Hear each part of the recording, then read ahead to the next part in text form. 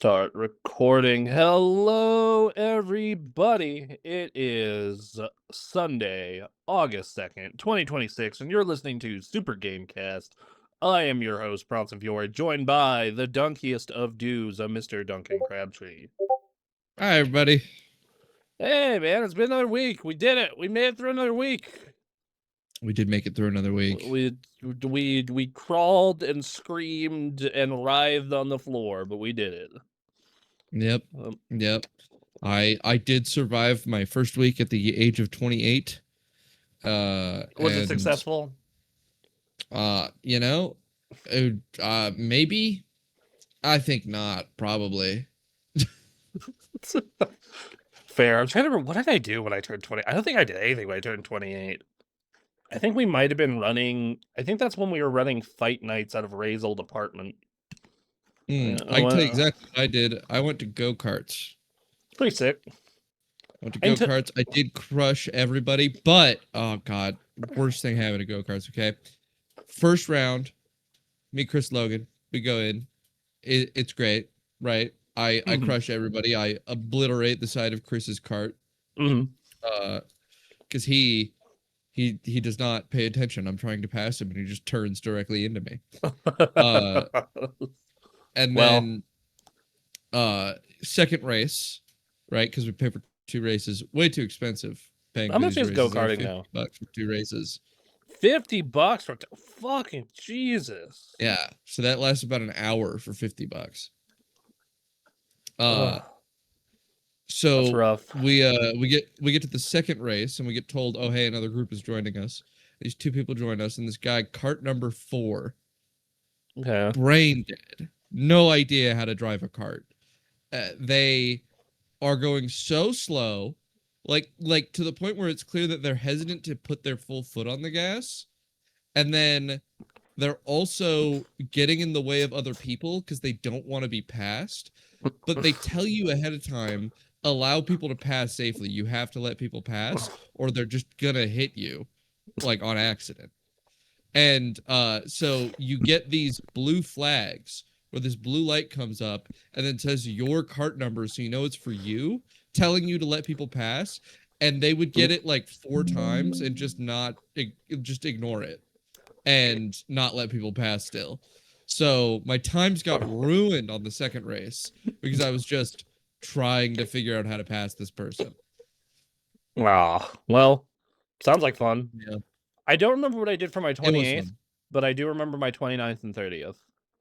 Because my 29th, I went to San Francisco with Ray and Jared and had a great time, but then got a speeding ticket on the way back. And then my 30th was COVID. COVID year. So I stayed inside, and I think that's when we started doing the Halo thing.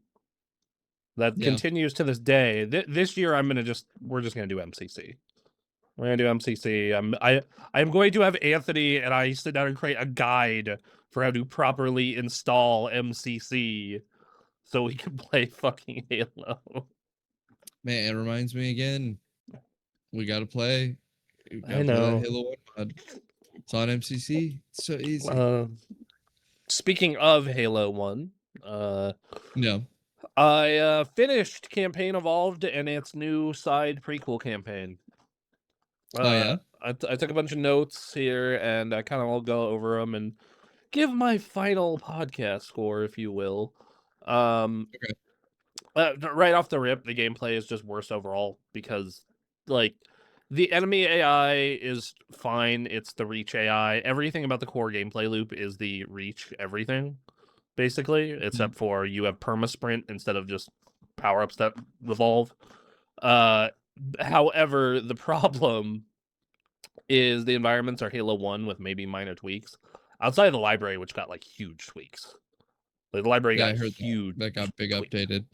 And it just kind of ruins a lot of the encounters because you have, like, the Reach sandbox abilities in the Halo 1 world, and you're just like, yeah, dude, okay, I can just sprint by all these Flood in this level because I have sprint now. Because they didn't change how Flood work, but they changed how I work. Yeah, so that, like, they didn't change a lot of that stuff. Like, Hunters are beefier now. It's not just a couple pistol shots to the back, but it doesn't matter because you can just sprint around them all the time. It's just like, yeah, okay, cool, but they're still hunters, so whoop, sprint. Brr. I know, not a big deal. There's a bunch of, there's a couple of area like the one that people always point out, and they point out in pre-release, was you can bring the silent cartographer up to that first hunter appearance, or second hunter appearance rather, because the one's in Truth and Reconciliation, and it's just like makes that encounter entirely trivial, along with the invisible elites. So yeah, they love to put the little things on people's heads, especially the one that was the most egregious. Normally it's just, hey, you need to clean up all the dudes in this room to get past this room, but you're missing one here. But like in that first invisibility encounter, they put it over their heads and it entirely ruins it. It's just like, yeah, it's weird that they have, because I've been seeing a lot of posts online about the level of detail that they have in the environment, in that like warthogs, for example, do like active terrain deformation for their tracks. They do, instead of just like a map texture. I'm like, that's fucking crazy. That's crazy levels of detail. And they also don't have enough care and attention to not put the little arrows on invisible enemies. This very much feels like and when you check the credits, it's obvious it was, 1,000,000 contractors worked on this. And like I think I counted 4 or 5 different contracting companies when I watched the credits. Because I was like, because I wanted to keep it that in mind. And they have the original Bungie credits in here too, by the way. So that was neat. Oh, But yeah, so it's really weird what they chose to pay attention to in a lot of cases, as you said. Along with the fact that there's vehicle boarding now, so like those really tense moments of like, oh, that shit, that ghost is whipping around. You're like, yeah, okay, cool. I'm just gonna jump and hold right bumper. And yeah, I play with recon controls, everybody, because I'm an old man.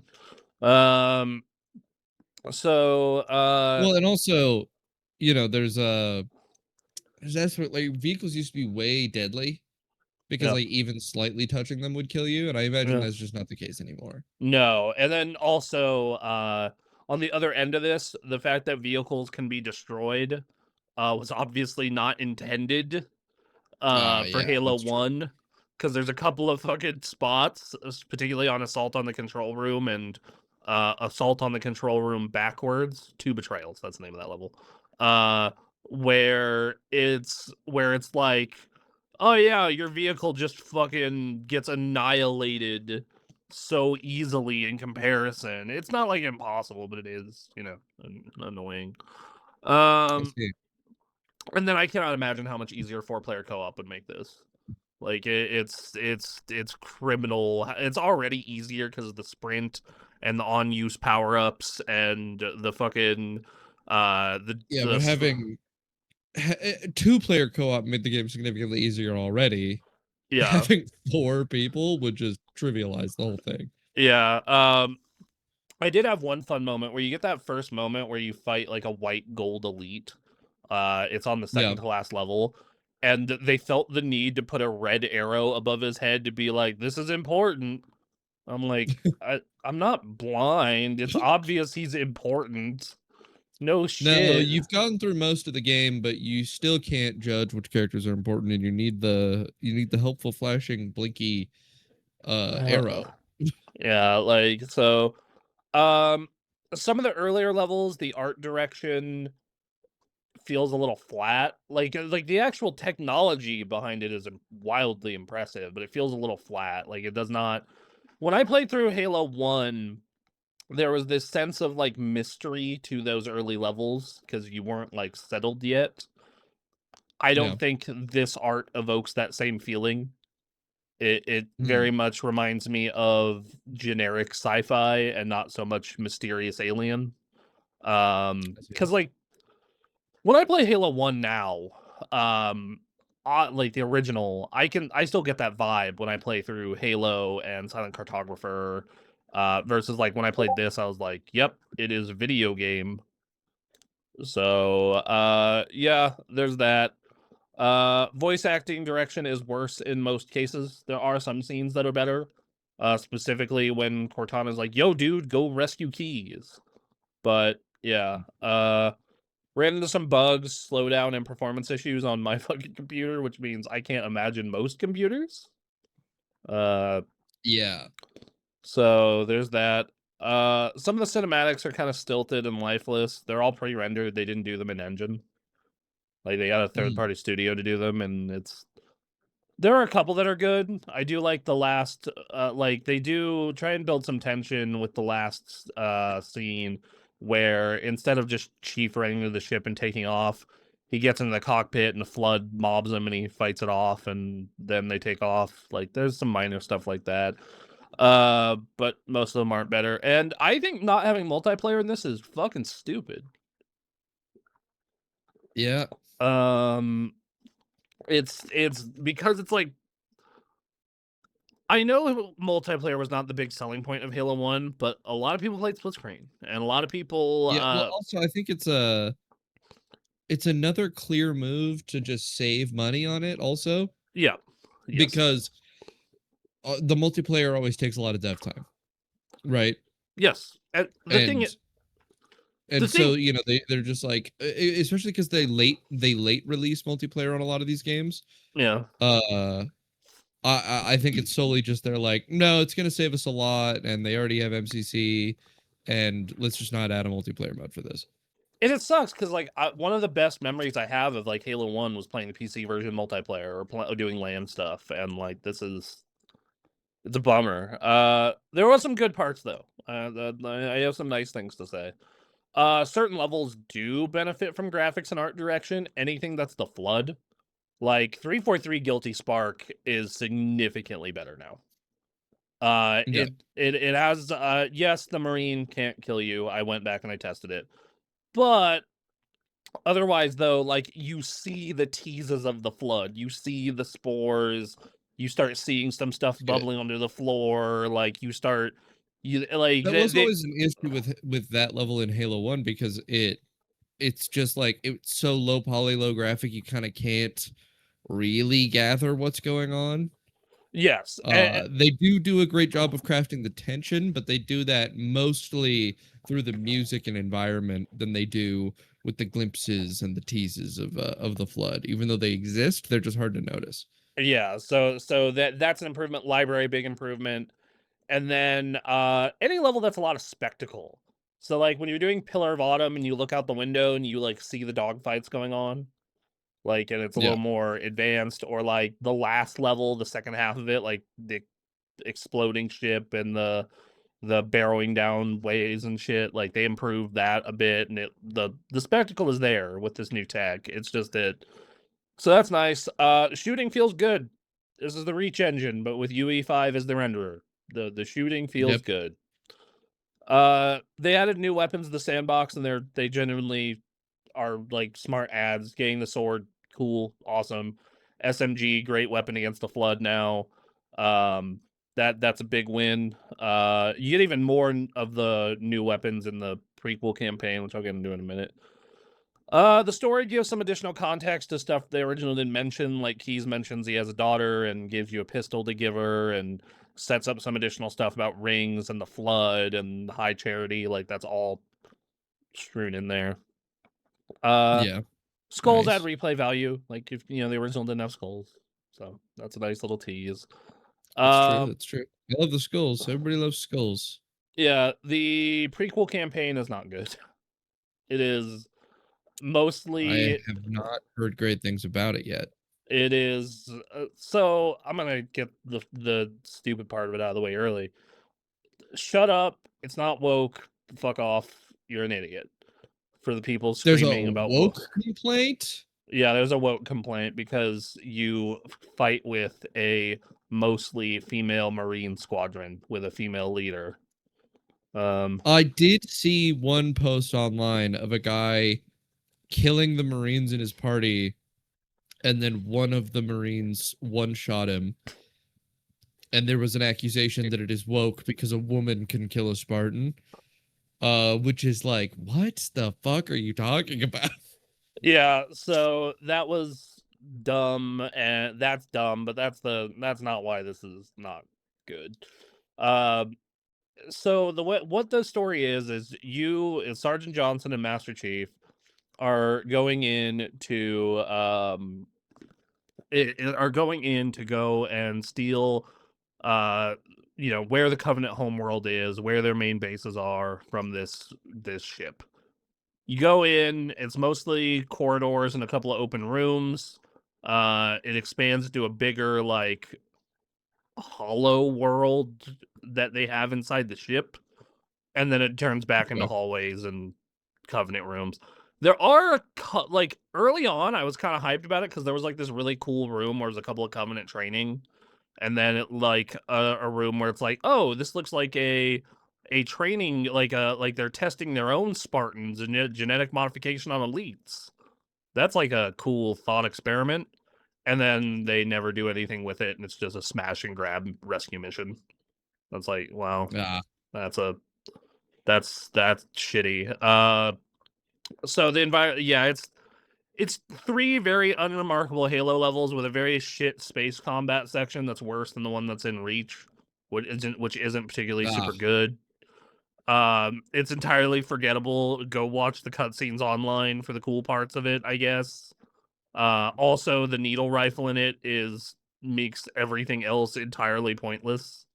It's so good in that. I mean, that's an issue in Halo Reach as well. In every Yes. instance of the needle rifle we've had, it is unfathomably ridiculously OP. It's especially OP against elites, or not elites, brutes. Like, it'll, like, if you tap the little thingy on their chest and then shoot them until it explodes, like, easy brute kills generally. So my end result is that I came to is like, this improves on this game in some very select ways, but it's worse in a lot of other ways. And if you have no access to the MCC, so basically you just own a PlayStation, then yeah, $50 seems fair for what is still a very great game. But the MCC is out there if you own anything else, and even then, it makes parts of this experience worse and feel lacking. It's a 3 out of 5. It's good because it's Halo 1. It's still a good game, but it's a worse Halo 1. Halo 1's good.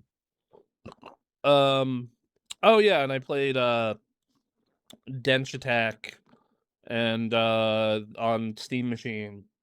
Hey, can I hit 60 FPS on 4K on Steam Machine? I tried everything. I had to bump down to 1440. Which is kind of surprising, because that game's graphics are very simple, but it moves very fast, so I guess that makes sense. And then, yeah. I've yet to try Dench Attack. Thank you for gifting that to me, though. Happy birthday! I realized, oh yeah, I should get him a birthday gift. And I was like, you know what? He'll like this. It was perfect timing with us talking about how I should play Dench Attack. Yes. You're like, oh, hey. Yeah, so, it looks like you've played some of that there Pal World. Yes, I have played only Pal World. Let me tell you, this game, I've gotten to its proper end game now, where you're, grinding up all the perfect stuff, and they've got some hard shit in this game.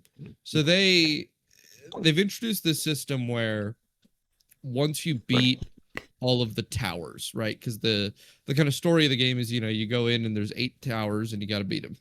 Each of them give you a keystone associated with one of the deadly sins, except for the last one, which gives you the keystone of original sin. Then you have to go catch a legendary called Panthalus, which is a fucking gigantic whale. Which that boss fight really plays to the strengths Palworld has over other creature collector type things, because Panthalus is an amazing encounter. They had a fucking clip go viral of a guy going over its giant tsunami attack with the little fat bird. It's going, fly, you fat fuck, fly. And it's you're in this ocean arena, and it's just unreasonably massive. This pal, Panthalus is ridiculously huge, and you're dodging just like tidal wave attacks and like, you know, big explosive things, and you're trying to outlast a fight. It's the only fight in the game where I believe you don't even need to kill it, you just need to survive or something. And then you get to catch it no matter what if you beat it, because it's key to the story. And then you take that out to this world, the world tree, the environment that was kind of built up in because it was in from the very early access, you could see the world tree, but it was impossible to go over there. So it's been teased kind of the whole time. So you take it over there and it breaks the barrier, lets you into that region.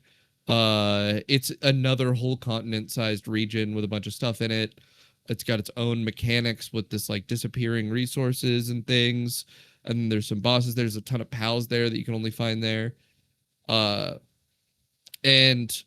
I'll say it's definitely very interesting. And they also understand that by the time a lot of players are there, they're going to be thinking about the micro shit for getting their pals like absolutely min-maxed with the, oh, you got to get their IVs perfectly maxed out. You got to get their all their traits done correctly. And so that final island is clearly designed to remove a lot of the tedium that existed at the end game of Palworld previously. Because what would happen before is you would run into, okay, I've done everything, now I got to make all my perfect guys. Well, you got to sit there for many hours doing a bunch of breeding bullshit and just hoping you get lucky enough to make a perfect guy, right? And that would like consume a huge bulk of your time. Now they've introduced these implants that you can get there that that let you get all those skills that that were the things that you were kind of exclusively breeding for onto any pal. And so you can make a perfect pal much easier than you ever could have before. And I think that's really good for their gameplay loop. And then they introduced the hard mode tower bosses after you beat all 8 towers. And that, I think, is a particularly good decision, because once you've beaten them, it feels like there's nothing left to do, right? Like, I've done the world tree. What do I have to do with all my perfect pals?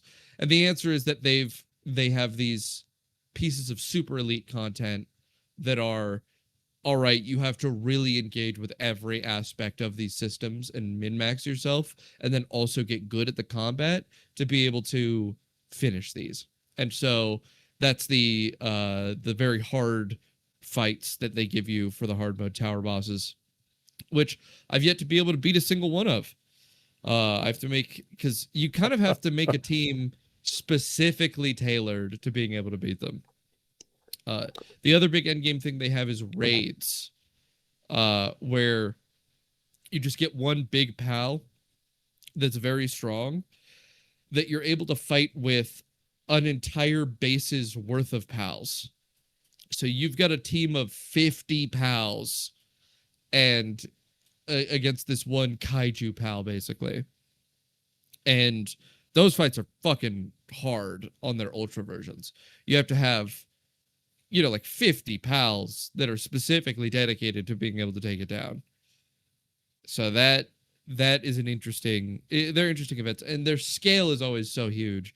You know, there's this fight Hartalis, which is one of the raids, and it has this mechanic where it'll pull up these shields, and you need pals of a specific damage type to be able to break the shields. And if you don't, it has a nuke where it just blows up the entire stage. And they have cool things like that in all of them. And I think it's good. I think it's a very creative setup and challenge for a game that when you look at its concept, it already kind of struggles in that you're like, okay, well, I get the pals and I explore the environment. What else? Right. And that's kind of a hard question to answer, that, you know, like a game like Pokemon kind of doesn't answer, right? They, you know, Pokemon ends when you get the Pokemon, right? Yeah, you can go play the multiplayer, but you don't need to be in the Pokemon game for that. Yeah. You get the 150 or 250 or whatever number they're on each time, and You get the badges, you beat the end game secret thingamajig, whatever it is this time around, and then you call it a day. Or you do what I do, where you just beat the Elite Four and get the ones you like and call it a day. And that the thing is that the genre that Palworld is a part of, that being, you know, the sort of survival game, you know, Rust type game, you're not supposed to just be done. Those games want the audience for those games are demanding an up to 1,000 hour experience, right? And Palworld has to take the formula Pokemon has and let you play it for up to 1,000 hours, and that's really hard to do. And I think they've done a good job of figuring out how to make that happen. So that's what I've been doing. And yeah, I've only played that. I've played that all week. I've been busy otherwise. Cool. Man, the survival aspect is what kills it for me. It's yeah, a cool game. Mean, it's an interesting game, but I mean, you wouldn't play Ark either. You wouldn't play never. Yeah, you wouldn't play Ark either. You wouldn't play what is 7 Days to Die, Rust. It's just not your genre. Not my thing for sure. I watched my girlfriend play 7 Days to Die, and I'm like, this is incredibly interesting. This is not for me. That's okay. So the last thing I have for the week before we get into news is I've been watching that because we're past the halfway point at this point. Young ladies don't play fighting games. Ah, yes. I heard Wooly talking about this on Castle Super Beast. Yeah, it's sick. It's sick. It's so fucking sick. It's so sick. It's so it is like it. Okay, look, I love fighting games. I have since I was but a boy, but right. The fact that it like doesn't just pander. You know how like a lot of MMO anime will just pander in like just vague ways. No, this like knows what the fuck it's talking about. Like it knows. There's an issue with a lot of I guess gamer oriented anime, which is a lot of anime in which the writers of the original story of that anime aren't for real on the thing they're writing about. Yeah. Because they're treating the source material as like a theme they can use to hook readers. You know, it's I think most famously it's the biggest issue with Sword Art Online. Yeah. The massive trash fire. As someone who has like loved MMOs for most of my life, yes it is. Yeah, you look at Sword Art Online as a person who actually plays MMOs, and you go, what the fuck are they talking about? This isn't how any game would ever work. That's stupid. Yes. Which of course has other games like Log Horizon come into existence. I mean, other shows like Log Horizon come into existence to correct that malady, to be the, all right, this is the MMO isekai that actually knows what an MMO is. Yes. And I think there even is other fighting game centered anime that have this issue. I recall there being a show about, I think it was about these two kids in elementary school. Was it High Score Girl? That one, I don't know. I don't think High Score Girl is like honestly that bad. It is featured mostly about old games though. Yeah, it's about older games, and it's more about the arcade culture than it is about like game function. Yes, and it does have some game function stuff, and it is accurate, but it's like, excuse me. Yeah, it's definitely not like this. And of course, there's the worst example, which is the comedy romance anime Gamers, in which I believe one of their characters is supposed to be like an incredible fighting game player, and there's just none of that in the show at all. I got like 3 episodes into that, and then was like, this fucking sucks. I was so disappointed because I watched that show. And I enjoyed the fact that it ended up being a weird cuck story where everyone believes they're getting cucked by everybody else. It's a really weird direction for it to go in, but basically every character ends up thinking that every other character is cheating on somebody, or them, and is trying to get every other character to hook up with every other character to confirm their suspicions. And none of them are right, and everybody is just being loyal to their relationships. Okay, well, good to know. I'm trying to remember there was another like MMO romance anime I watched. My friend Tori recommended it. I'm trying to remember what it was called. I mean, there's notoriously the Dot Hack series. No, though, which is very MMO accurate because it comes from, it's a continuation of the chronology of a video game. Dot Hack, and that video game is a single player video game meant to replicate the experience of an MMO, which is a really cool concept. I liked those games, and I have all of them on my PS2 emulator. So, yes, I found it. My Story with Yamada-kun at level 999.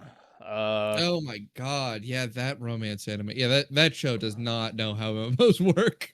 Yeah, it's a fine rom-com, but it's like, yeah, it's not. I mean, it's because the shoujo anime, so Yeah. it's you know, it's going for a female audience, and it's setting up its love interest as a guy who's romantically desirable because he's really capable at things, and the thing he's really capable at is that he's incredible at an MMO. Truly ultimate fucking lie fantasy. Yeah. But well, I don't know, not entirely. So how is it? How have you enjoyed it? It's great. It's fucking great. It is as like it totally knows the FGC culture 100%. Like it is very much like, yo, if you play fighting games, you have ran into this. It's just like absolutely that there's always this vibe of like, yo, run the set. Let's run the set. Yo, we're running secret locals in our dorm room after dark. You know. Yeah, I remember Wooly describing the scene in which someone sees someone else playing on stick and recognizes which game they're playing from the movements on their hands, and they go "sta sixa," and then the other character deduces that they're for real via the fact that they did not see the screen but only their hands, and that if they were to recognize that they're playing Street Fighter 6 via only their hand movements on stick, that they must be for real no, yeah, there's a lot of very early on in the show. There's like a lot of moments. Oh, but you play though. Let's run the set. Yo, you play? You play? it's right. There's a lot of that. There's a lot of like things about different characters. Someone in the Reno FGC got called out by the show a little bit. Oh yeah. Because we have a very defensive jury player in the Reno FGC. Yeah. And and there's this one part where they have this girl who is like new to fighting game, or not new to fighting games, but like is having a harder time, and they play with her and they watch her play, and they're like, why even play jury if you won't go on the offensive? And he posts the screenshot of it in the Discord. He's like, why is this fucking anime calling me out, bro? The concept of this show to me seems to be a show that is begging you to join your local scene and romanticizing what it would be like if only you joined your locals. It's like that and lesbian sex, or hinting at lesbian sex. You gotta have that. Which I mean, you know, fighting games and lesbian sex. What more do you want? What, we gotta have Yuri in there. Yeah, that's what we follow. Fighting games and lesbians. What more do you want? Yep, fighting games and lesbians. What more do you want?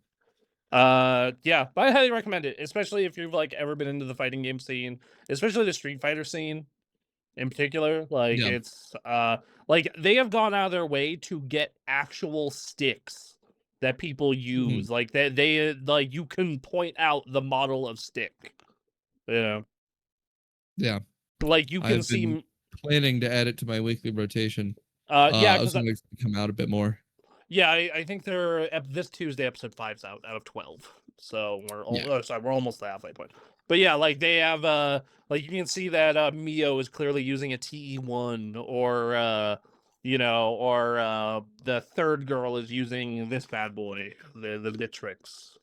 And they actually got like the stick makers on board as sponsors. That's cool. That's cool. Yeah, just the attention to detail is so sick too. But no, I really loving it. Especially now that I'm fully back in on fighting games. I need to decompress from basically a month straight of socialization because my girlfriend's mom was in town, and before that we had Evo and movie night, and just like I'm like, okay, I need to like have a couple weekends to just rot in my chair. But after that, like fuck it, I don't care. That's Monday afternoon. I gotta go to locals. I gotta start going to locals. Yeah. I gotta go get washed at locals. Also, speaking of Street Fighter 6, because that's the last thing I have for what we've been playing. I think I might be a Ryu man. Yeah. Yeah, like because like he's moving back to the basics. Well, because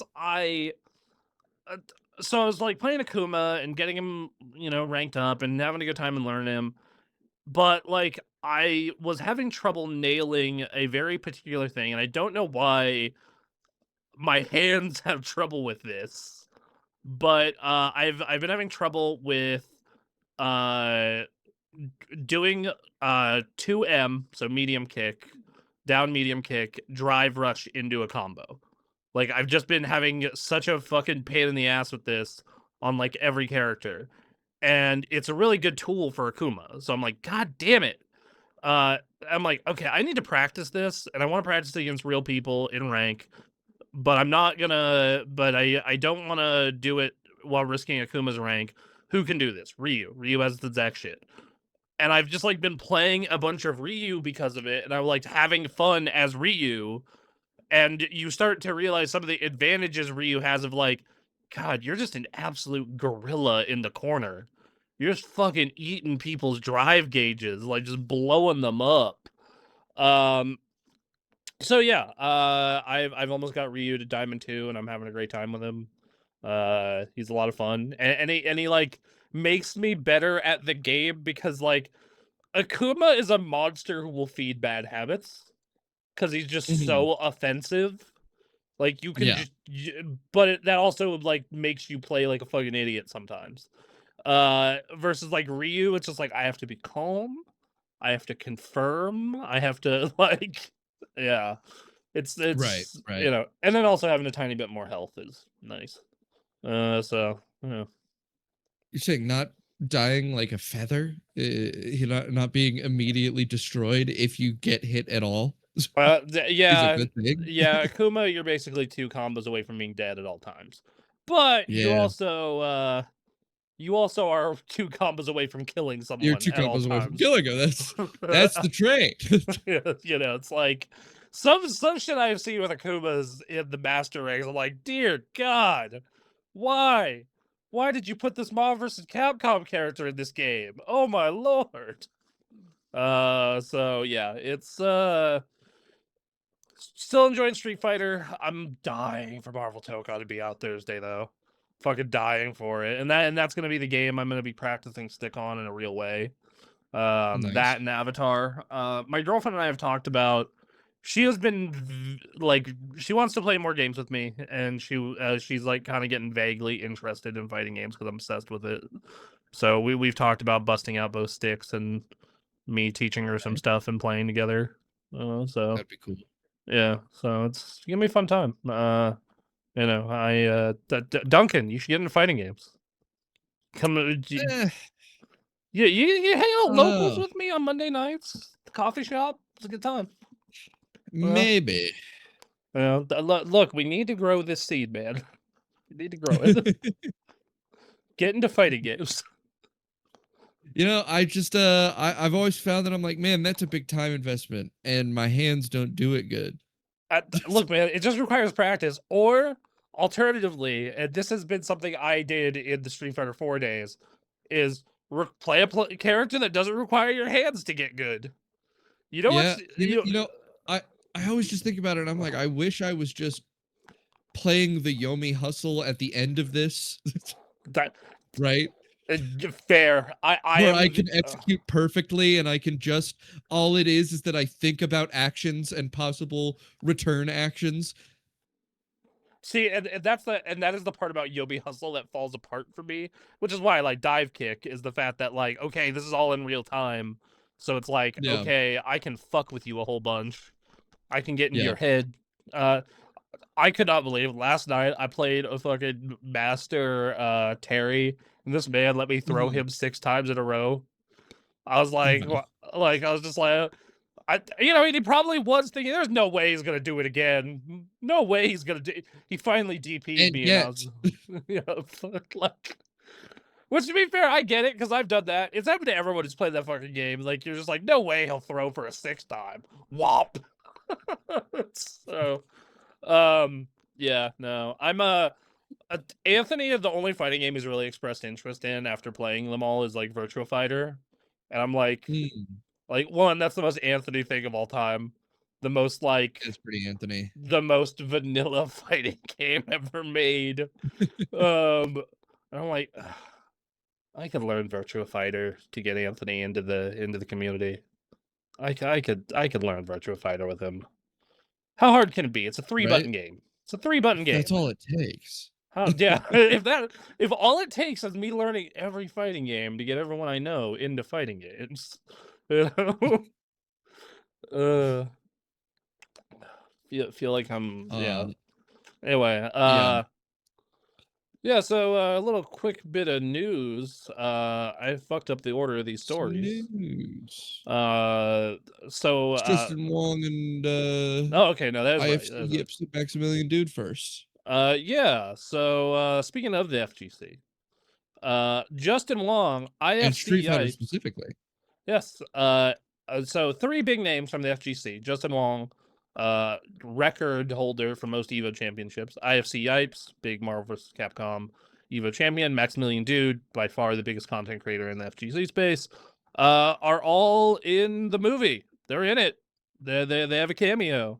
We're gonna play the clip, so get ready for spoilers. Holy shit, that's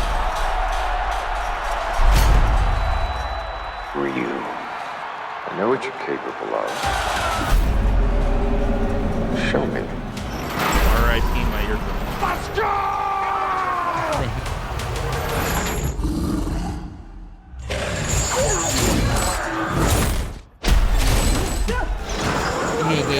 They specifically mentioned those 3 creators on account of the fact that it's Street Fighter, but there's actually 6 creators in this whole sequence.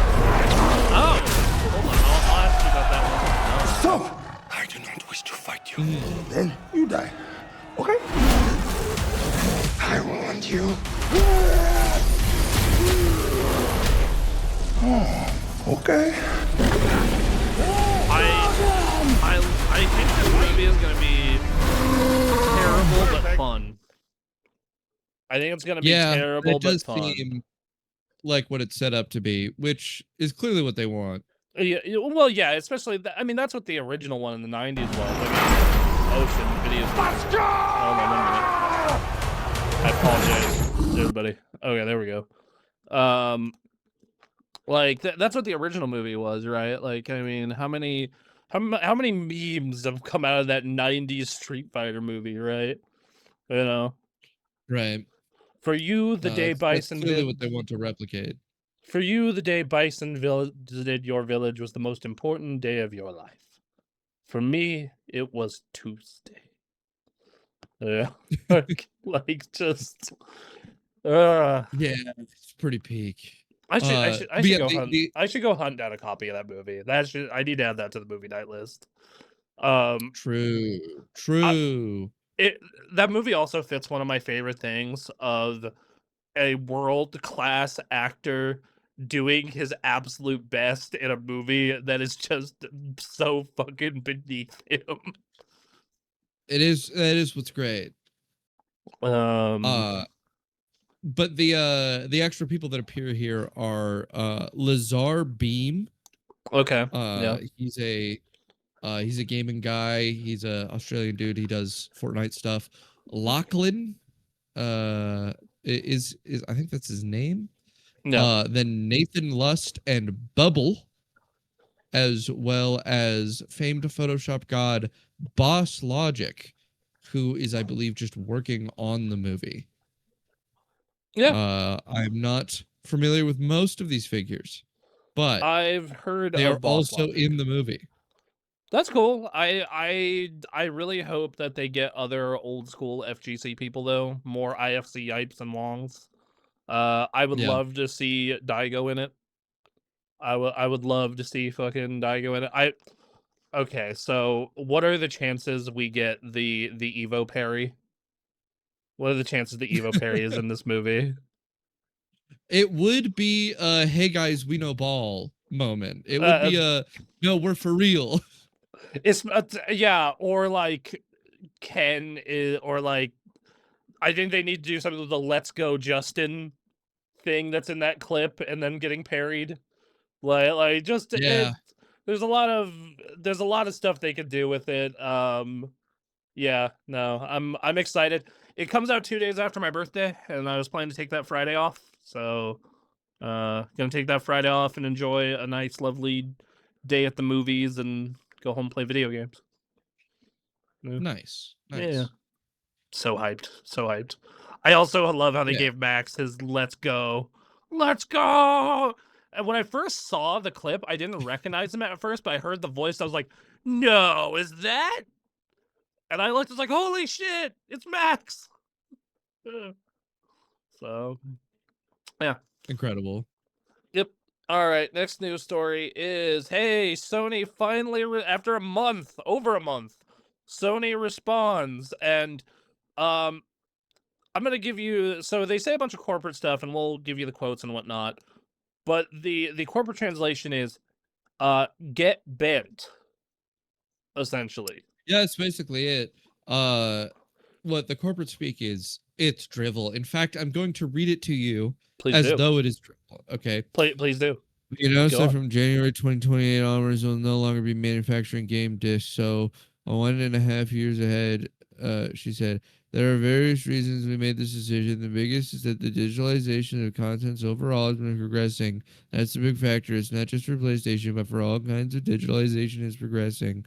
And so when we think about the future, we put in a lot of thought and time, and we cautiously considered this, and we came to the conclusion, and we're going to cautiously move forward. All right.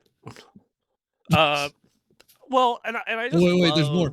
To this decision, we've received various opinions, and people have strong views, and we understand the communities put forward those views to us.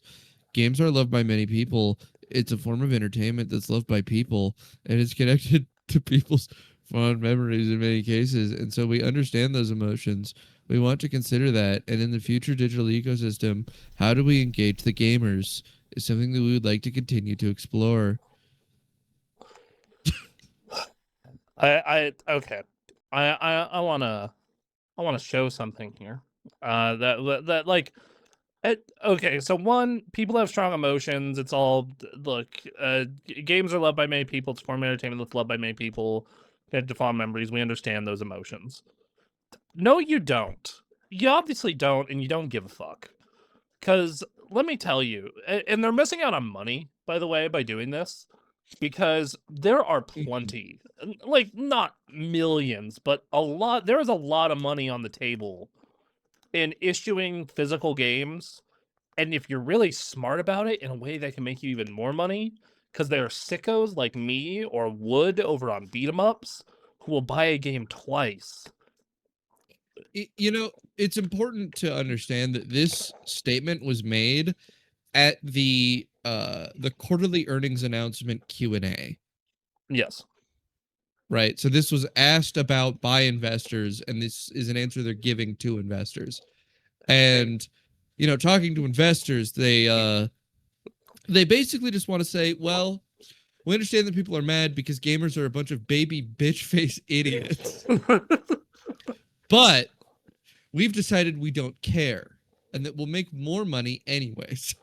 Anthony sent me the real funny part is Sony had their during this earnings report. Yeah, Sony Global's music business revenue tops 3.53 billion after a 36% surge in vinyl and live merch sales. And I'm just like, yeah, man, if only video games had a physical product you could sell that is similar to vinyl. If only you could do this. If only you could. It's weird. I guess it's impossible though. Vinyl has been around since 1948. I checked. The vinyl that we know today, not records in general. Those go back to 1800s. But the vinyl that you buy today has been around since 1948, and people are still buying fucking vinyl. We have a huge fucking pile of vinyl in the living room. We do. I thought you were saying we have a huge pile of vinyl as a society, to which we do. Yeah, yes, that too. Vinyl is back in full effect because people like the sound, they like the warmer analog feel to it. They want to be able to own their music, and that's the thing about this is people want to own their shit. Some of them, and finally, from a business standpoint, from a cold business standpoint, you could totally target super fans with this. You would say, hey, we're still going to put out a disc version. It's going to have but we're bringing back full color manuals. We're maybe going to throw in some little tchotchkes. And it's going to be $90 and also come out after the release of the main game. People would still be pissed about that, but they'd fucking buy it. They would. And like I said, for some games, totally double up. Because when they announced Grand Theft Auto was launching digital only, I was like, oh, fuck, I'm going to have to buy that twice because I want a hard copy as well. And it turns out they're just not doing it at all. So I was like, oh, well, that sucks. Yeah. But, it's same with Marvel's Capcom. Marvel's Capcom, the collection came out digital only first. And I bought it on PC. And because I wanted a hard copy of that game, especially that game, because it's been in jail multiple times, I bought the physical again when it came out. And it came with a mini comic book of Marvel's Capcom. That was really cool. Fuck, dude. They're leaving money on the table too. And they're pissing everyone off. Have you been on the probably not. Have you been on the PlayStation YouTube recently? No. Literally every single video is people complaining about this. Every time they post a video, it's people complaining. Every time they post to social media, it's people complaining. It's fucking crazy. This trailer's from 3 days ago. So it's the Dragon Ball Sparking Zero DLC, the Neo DLC. Son Goku says, "Bring the discs back." Greed has no limits. Sparking physical games. Can't wait to buy a physical copy of this game. All right, let's do the newest comments. Same thing. Dear Sony shareholders, better pull out now. Your money is about to fire. PS users are going to jump ship to Steam. The spreadsheets don't understand this community. You don't understand this community. You'll learn the way Microsoft did. Boycott Sony. My sparking for Sony is gone. On and on and on and on and on and on forever. And this is every video. In fact, some of the indie developers posting stuff to the PlayStation channel are turning off comments because they've been getting shit on too. Yeah. So it's it's not good. I am surprised at how long this backlash has gone on. Because normally this kind of shit disappears relatively quickly. It's like a week or two. It's like, oh, whatever. Normally there's a pretty quick blowover. Gamers do not have any conviction whatsoever. Yes. So I am curious to see I'm just wondering if this is going to be a Modern Warfare 2 situation. I'm sure we were all aware of that Steam group back in the day who was like, "Oh, bring servers to Modern Warfare 2. We're boycotting it." And then on the launch day, when it didn't have those servers, everybody in that group was on playing it. That screenshot. We played it. Yeah. So when PlayStation. That was an incredible screenshot. Honestly, it was such a good example of how gamers have no conviction whatsoever. It was one of the first ones I remembered. It was one of the first ones I remembered way back in 2009. A simpler time, and it's just continued ever since. I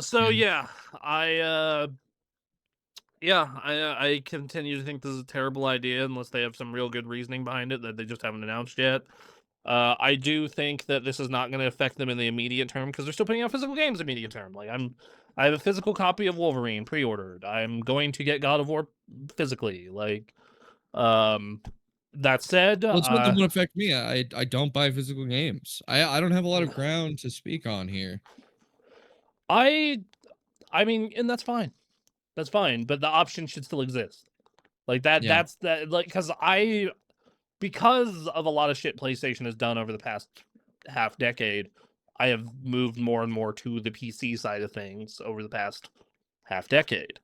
Along with the release of the Steam Deck. Those two things together has really altered the way I approach a lot of video games. PlayStation used to be my first choice always. Now it is my third option most of the time. Unless the PC port is bad and the Nintendo Switch version is bad at the same time. Or the Switch isn't getting a version. So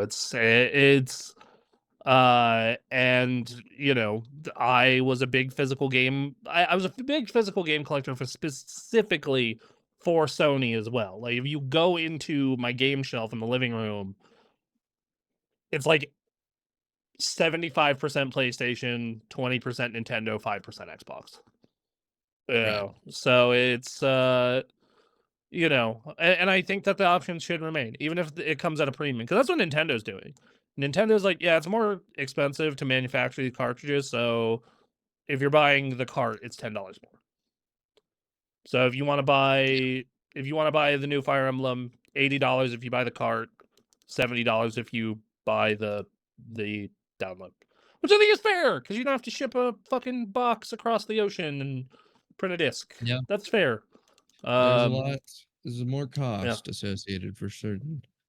Yeah, the thing that I want to see though is like when PlayStation 6 comes out, or big name games to start dropping on PlayStation 6, or even PlayStation 5 that no longer offer disc, will the gamers fold? Because historically, the only time I have ever seen this actually go well was the launch of the Xbox One. That's the only time. Like that's they won't do nothing. Yeah, they won't do shit. You're thinking they don't do shit. Like I know one person who will. My creepy boss who buys 3 physical copies of every JRPG that comes out but hasn't played a game in 3 years. He will be mad, and he won't do PS6 because of it. I've said this before. The entire thing of me getting PS6 is based on what games can I only play on a PlayStation 6 and how they are handling backwards compatibility. Those are the two big factors. If they yeah, I mean, if a really strong exclusive comes out for PS6, I might get it. I don't think I am getting a console for this next generation. Probably. I mean, we bought our console to Switch 2. Switch 2 supremacy. Gotta Switch 2. Switch 2 supremacy. But we're joking. We do not engage in that stupidity.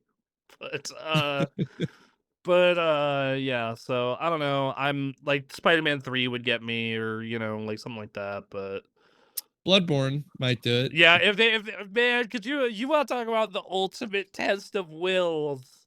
Bloodborne 2 PS6 launch exclusive. Get me in there. Like that would be the ultimate test of this boycott. Is like Bloodborne 2 launch exclusive to PS6. Oh, fold like a hot. So Sony hears that and they're like, all right, to make this all blow over. And they just go to Miyazaki with a dump truck of money and be like, please make this. Please. Please, dear God. Please. So yeah, we'll continue this monitor as it goes. But the real, Sony finally has out-L'd Microsoft. But Microsoft is not immune to the L's. Yeah, well, so Microsoft put themselves in like I should say like a defense mode recently, where they are trying to get fewer L's on account of how many L's they've eaten. Their tummy is full of L's. Hold on. Pretend this is Microsoft. All right, defense mode. There you go. Yatakarasu. Right. Yep, Yatakarasu. So, the most recent story here with Xbox is that Asha Sharma says Xbox expects to return to growth by this time next year, as it reports an annual decline in revenue. Xbox content revenue decreased 10% in the last quarter, with hardware revenue declining 13%. I don't think any of that's unexpected. They fired a bunch of people. They made a bunch of bad decisions. Their revenue goes down. They just put out a game. Actually, no. Firing a bunch of people would make your revenue go up, but that's not going to show on this report. Yeah, this is from the one that ended in June, which, hey, at least the hardware decline isn't 33% like the last 5 times. So that's good, I guess. Yeah, it's pretty bad. A particularly bad part of this story is that in FY26, over 200 million new players came to Xbox, and their games business did not grow.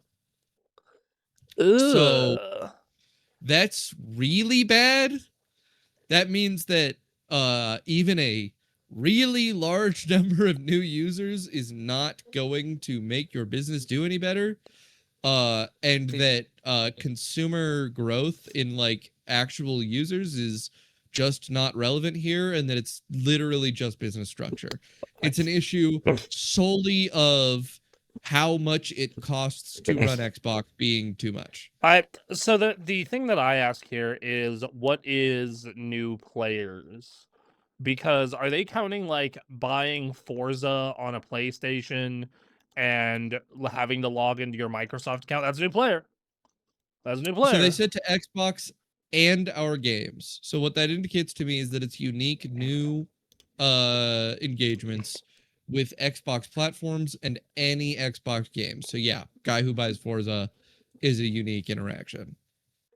That's a flawed way to look at that. That's like, yeah. That's that is a horribly flawed way to look at it. Yeah, no wonder your numbers look like shit. Okay. Yeah. Someone who is one of their data analysts is fucking up. Well, in particular, it means that the way that they value their platform reach is obviously off of just new users, and that they consider new players of their games new users, their per user value count is like incredibly low. They've been I was at a Microsoft presentation as part of what's it called? When we were in the media, we went to their Xbox Spring Showcase in 2016, and they were back then they were talking MAU, monthly active user. That was like the theme of the conversations, and it seems like they're still doing that, which I don't. Well, yeah, because all of their internal metrics, as we know, have been about monthly active users for a long time now, and part of the strategy for Game Pass was to expand the definition of a monthly active user for Game Pass by taking other kinds of users that weren't engaged with Game Pass and making them technically part of the Game Pass audience, right? How they made Xbox Live instead of Gold, the default subscription was like a Game Pass subscription, but it's a super limited Game Pass subscription. Right. It's just. And so they've had a history of going, we have this metric that we're being forced to hit. We've been given this number that we have to hit, and it's impossible to hit. So we need to expand the definition of what that metric is. and that's what they do instead. And so they've expanded the definition of a MAU into, well, are you playing an Xbox owned game? Have then you you're a user. It's so fucking bad. It's so fucking dumb. And this is not just a Microsoft issue. This is most companies in the gaming space that are not the Japanese ones and some European ones. Look, this might sound like a very old school approach to business, but it's like, dude, it's dollars in versus dollars out. It's dollars in versus dollars out. This monthly active user circle jerk, like it's one thing I constantly see in business, not just specific to video games, but even my own day job, is just like trying to overcomplicate shit. It's just way trying to overcomplicate every little thing. It's like, did we make more money than we spent, and did we make more money than last quarter versus this quarter? That's the conversation we're having. Like, at the end of the day, like, let's cut all the bullshit. That's the conversation we're having. Okay, so hear me out. Because this actually leads perfectly into our next story. And my answer to you is, instead of doing that and going back to basics, fuck you! Get the number bigger! Bigger number! 1 billion a day! We're gonna get 1 billion people every day! So the question that I have with this is like, okay, they said Xbox in general. So it's like, okay, so if you're doing, does that include people watching Fallout on Amazon? Does that include? I think it means people playing a game owned by Xbox every day. Honestly, that's actually okay. Either that or playing on an Xbox platform. So playing on an Xbox platform, that's never gonna happen. They're not gonna like. I mean, there's 1 billion users across all active platforms, like traditional platforms, but like hitting 1 billion people playing their games a day, I can see that as possible. Well, you know, they're at 100 million now. Yeah, and they're failures. So imagine if they were not giant failures. Jokes aside, I think they could do that just because they have big enough names: Overwatch, Diablo, Warcraft, Fallout, Elder Scrolls. I think they own enough to where that's possible. I just don't think they can manage the portfolio well enough. Is the problem. I mean, like I played that, especially with the fucking metrics they've put out. They've got 3.5 years to hit 5x their current user count. Are you insane? With having a history of putting out mediocre to bad product, and I think that that's not enough time to put out product you've just started. Right, a game takes up to 5 years now. Yeah, you're what you need to be saying for this to be possible, hitting 500 million by 2030, which is their current goal, right, with an end goal of 1 billion total. They need to have in the chamber already killer enough games that they're gonna 5x their total daily users. Yeah, and I don't see that as a realistic thing for them. I just don't. I think Fusion Frenzy coming to PC. It's Bill Gates' favorite Xbox game, and you know how great favorite Xbox. Yeah, that's I'm gonna be saying that when Fusion Frenzy gets brought up until I'm dead, just because of one interview 20 years ago. But no, I think Asha misunderstands what is wrong with her business. Like I think it is not you put out games that were not your biggest hitters. Like it is not that Double Fine and Compulsion Games and all this put out games that were critically loved or liked but didn't sell big numbers. That was not your primary problem. Your primary problem is your big hitters are mediocre.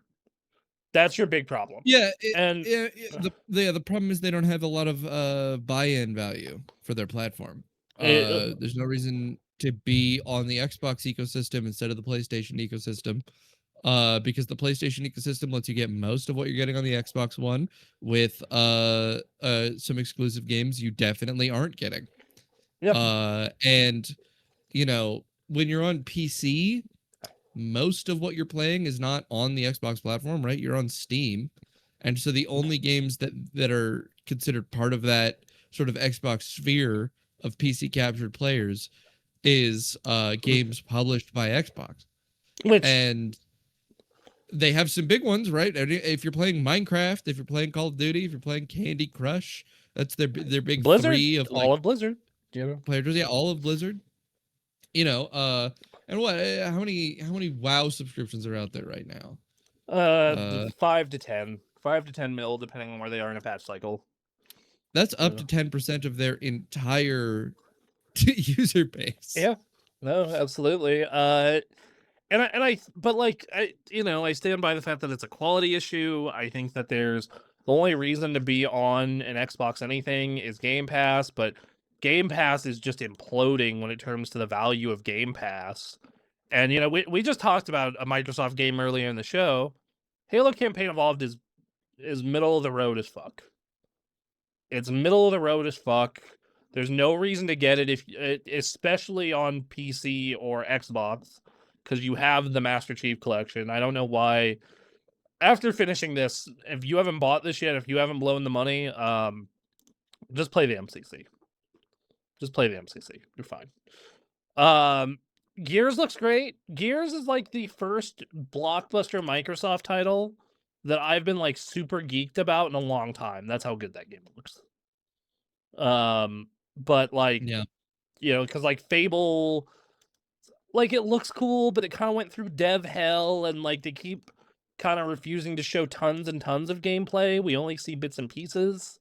So that's a little shaky and fucking weird. So I don't know, man. It's weird. It like they don't have the quality. I don't see how they're gonna do this unless they have some real shit going on in the background. They're like, we were like, they come out next showcase and go, and we have Elder Scrolls 6 and it's out in 2 months. Holy shit. And it doesn't just look like the same game that company's been making forever. Is the other caveat with that.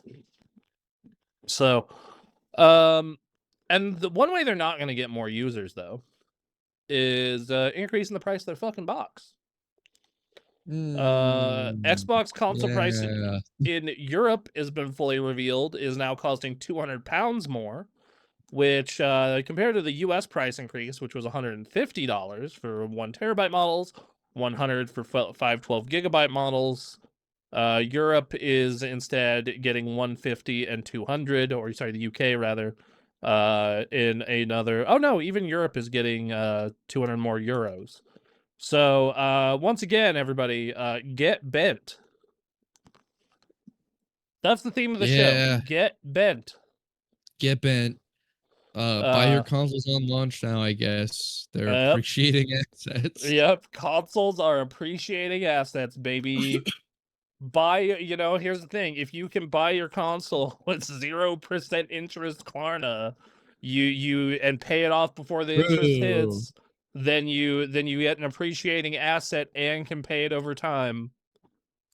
Amazing. I would love to go back in time and explain to like 21-year-old me that the PlayStation 6 is gonna launch at like $1,000 to $1,200, and most people that want it will pay with it with a payment plan, and it'll probably be the cheapest it'll ever be. All right, here's the deal. Xbox Project Helix, everything we know about it, actually a complete lie. They've been fucking with us. None of that's true. It's a phone. It's a phone. They're putting out the Xbox phone. Okay. Project Phone Licks. And they're all mobile games now, baby. Candy Crush is drawing the most users. We're gonna lean in on that. See, 1 billion right away. See, you say that, and I like think that they could be dumb enough to try that in like 10 years. Like I think that's the next step. So anyway, hey, Minecraft is only available Pocket Edition now. You have to play it on your phone. I think depending on who you ask, they wouldn't care. Like my girlfriend would care. That might be the one thing that gets her to stop playing Minecraft. I think I would become a bomb. Like my entire being would be a bomb. And if I was near a Microsoft office, it just wouldn't be around anymore. Well, we have one in Reno.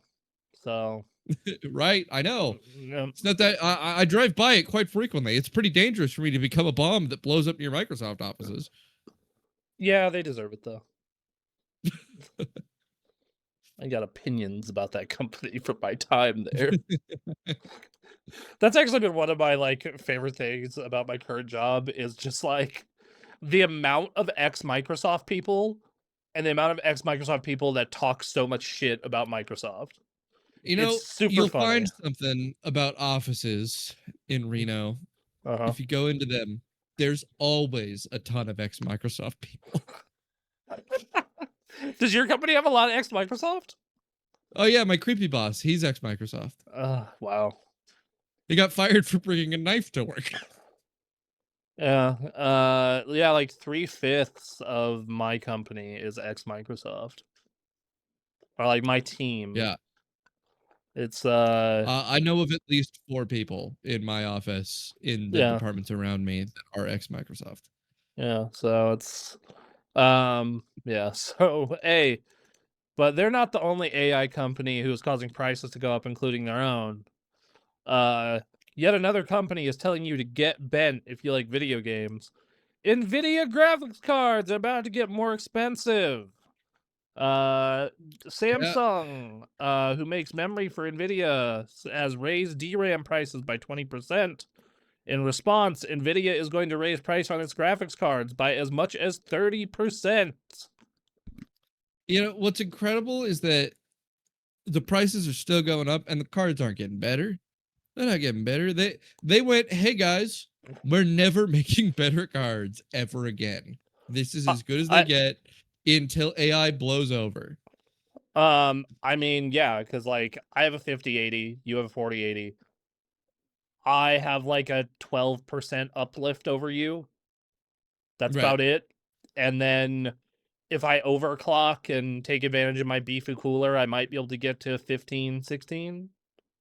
Yeah, and you know, there's certainly more things they could do to optimize graphics cards to function better for video games, except that's not what graphics cards are for anymore. Graphics cards are for AI calculation. And so every bit of new research into optimizing graphic card configuration is entirely going to be centered around AI research. Like they really don't care about optimizing it for gaming anymore. It means nothing in comparison to their yearly revenue from AI services. And so they are making and developing new graphics cards. It's just their industry only, you know, fucking data center graphics cards. Like the Titan, I think was their other model. That's not what it is anymore, but there's there's like the Quadro and there's a there's a lot. But that line that had the Titan, that is the only thing they're focusing on now. Yeah, that's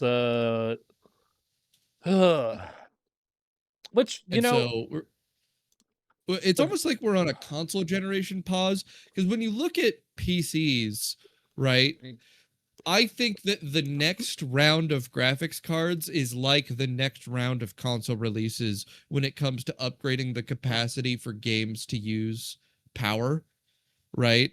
It's like games come out and they go, well, now we know that people have on average raised their graphical capacity, right? As a bunch of people have upgraded cards, a bunch of old cards are now cheaper, and so people are upgrading to the cheaper cards, and just kind of slowly it shifts up, right? Where like I think a 30 series is like the average graphics card nowadays, right? Yeah. So like I think the thing that the way PC is like every 2 years you get a mini upgrade versus console. It's nowadays it's like 7 to 8 years you get like a huge leap and then A it huge stays leap, flat. Yeah. And And now we're getting none of those mini upgrades, and it might be a 7 to 8 year wait for the next gaming graphics card. So I was talking with Anthony about this last night. If I'm gonna be real, if you have if the 3080 had more VRAM, you wouldn't need anything else right now. It's if it had more that is the problem with the 3080. The 3080 would have been another 1080 Ti if it would have had 16 gigs of VRAM. Yeah. That was the problem with that card. I had one, I loved it, but I constantly hit the VRAM ceiling all the time. Yeah.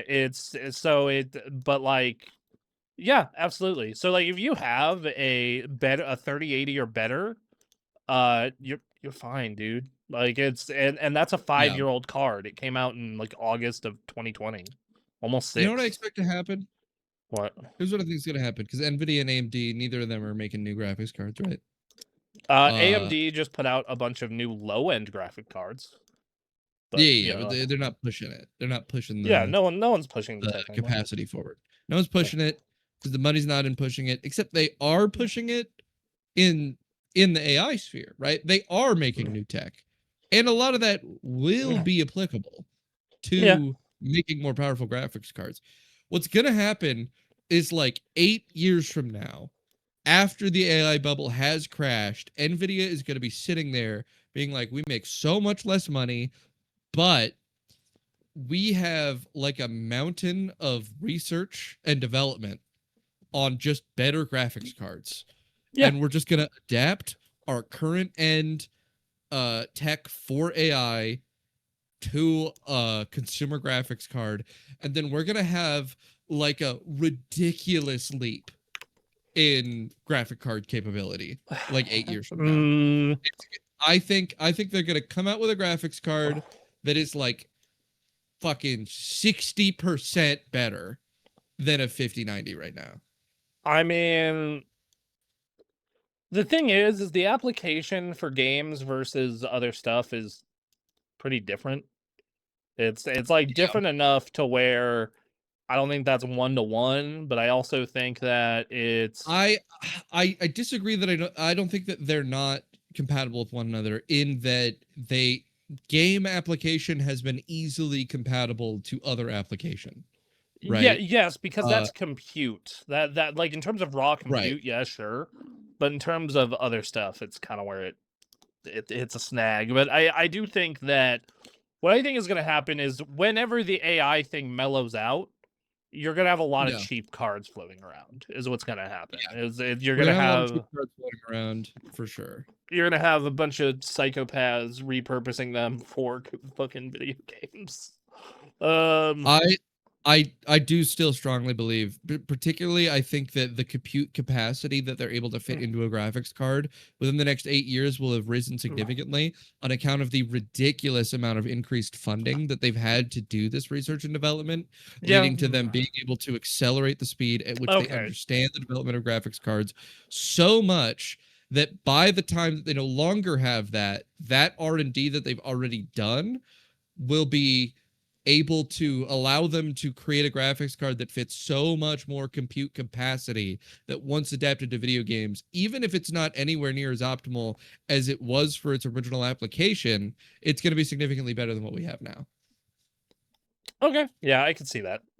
Because, when the 50 series was coming out, right, when it was in development, NVIDIA was not top 10 most valuable companies in the world, let alone number 1. Yeah. Right. And now it's number 1 by a mile. Right. So like, Lord, it's the sort of thing where they have so many more people working so much more on getting as much power packed into a graphics card as humanly possible. Yeah. And I think that they could potentially repurpose some of that. No, you're right.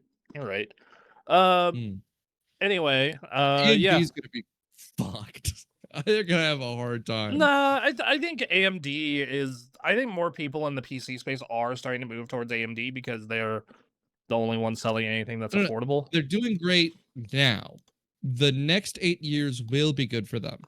Then the AI bubble pops. A shitload of cheap, powerful graphics cards flood the market.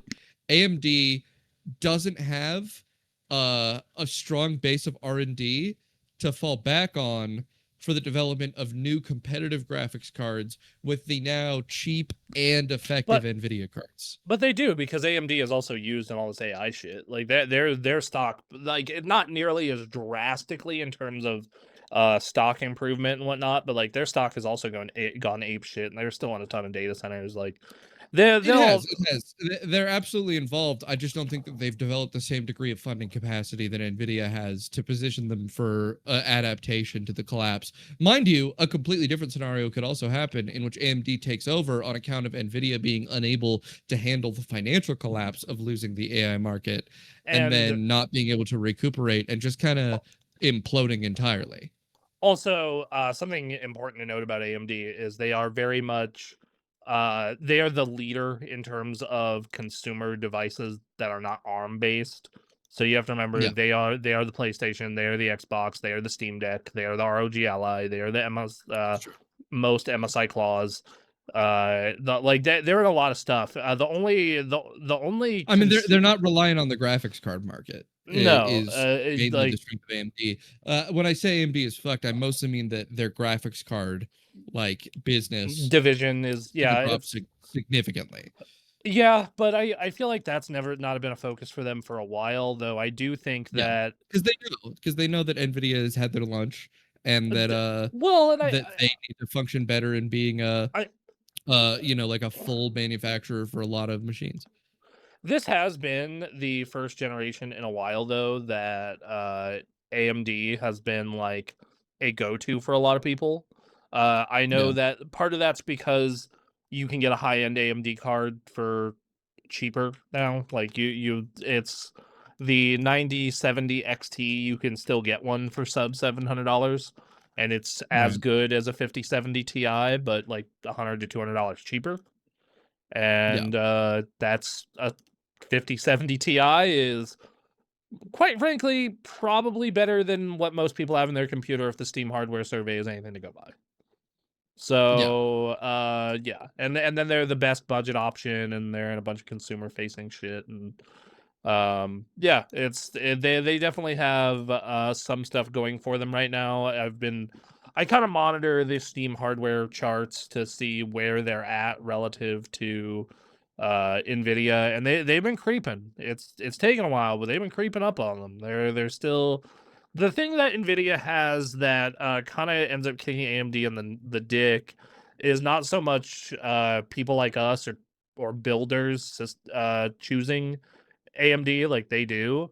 It's a lot of people buy pre-builts and a lot of people buy laptops. And AMD does not have nearly as good a relationship with OEMs. So like, if you go to what's a big like Alienware, that's a brand that people buy, I guess. You go on Alienware and you're like, oh, I want a desktop. All right, what graphics cards are in an Alienware desktop? Customize an Area 51. That's their mid tower. NVIDIA. Let's see if they even let me swap to a different. Nope, they don't. Okay, so on their like base model, all right. What about their higher end model? They let me choose anything but an NVIDIA card?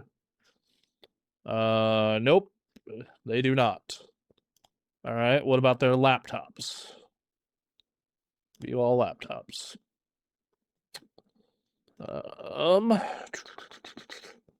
Yeah, it's all NVIDIA. Like it's just the system integrators, and this is like across the board. It's very few system integrators have AMD as even an option because NVIDIA has fostered those relationships and said, hey, we will give you cheaper product and make a shit ton of these so you can put our shit in all the computers. Yeah. So, yeah. And I do think there's a scenario where AMD does come out really good after the AI bubble, just because they have a much more diversified income model than Nvidia does, and that may allow them to I guess weather the storm better and take that period of time where Nvidia is struggling to reorganize itself outside of AI financing to capture more of the PC marketplace. Yeah, I can absolutely see that. I think that and AMD is not unaccustomed to playing the long game. I think the thing that stands out in my mind is they used to have barely any of the and to be fair, it takes a long time for consumer habits to change, right? Like they used to have like 10% of the CPU market on Steam. Now they're up to 46.24%, and that took almost like 8 years of them being the better CPU to buy. Yeah. Yeah, it's a very interesting situation for AMD. In fact, as you know, the same things are affecting them though as Nvidia right now. Yep. As our next story is that AMD also reportedly plans to raise GPU prices. Yes. In their case, it is only 10%. It is it's the same RAM increase that's affecting everyone else. So right now, a 9070 is 700 to 750 on Newegg, from its launch price of 600. But then the same video card from Nvidia at the same level is 950 to 1000. This is days after they introduced a new 4GB card, which. Yeah. To put this in perspective, everyone, a 4GB card is what you would have had in 2014. Yeah. That's what you would have had putting in your new 980 in your fucking machine. You know, it's crazy to me because I think that they are in this weird position, AMD. It's good, but the fact that they're putting out these super low end cards like this, I think it does help them in that they are at least actively manufacturing cards for the gaming space. And that, like, I think eventually they might put something out about as strong as the 5090 before Nvidia decides to put out another card. So here is this is kind of the trajectory of AMD for a long time. Is they were blow for blow until around the 900 series, and the 900 series kind of ate their lunch, and the 10 series completely annihilated them for the most part. And then that was because of the tech initiative that they had at Nvidia, right? To create that they were like, let's make software that really optimizes people using Nvidia cards. CUDA. So CUDA started CUDA started before all that, but yes, that was part of it as well. CUDA did not help. But then AMD just couldn't get their shit together, and then with the 6000 series, AMD kind of got their shit together. They were close. They were close. And the 7000 series was on par, and in the case of rasterization rendering, better. Like if you were to get a 7900 XTX, it was honestly probably a better overall card outside of ray tracing and upscaling than a 4080 or 4080 Super. The problem is, though, they didn't have a competitor for the 4090, and for the current generation, they just said, fuck this, we're not going to compete on the top end anymore. So they are specifically competing with the 5070 Ti and under. Though this generation, they finally got their upscaler, FSR, to be on par with DLSS.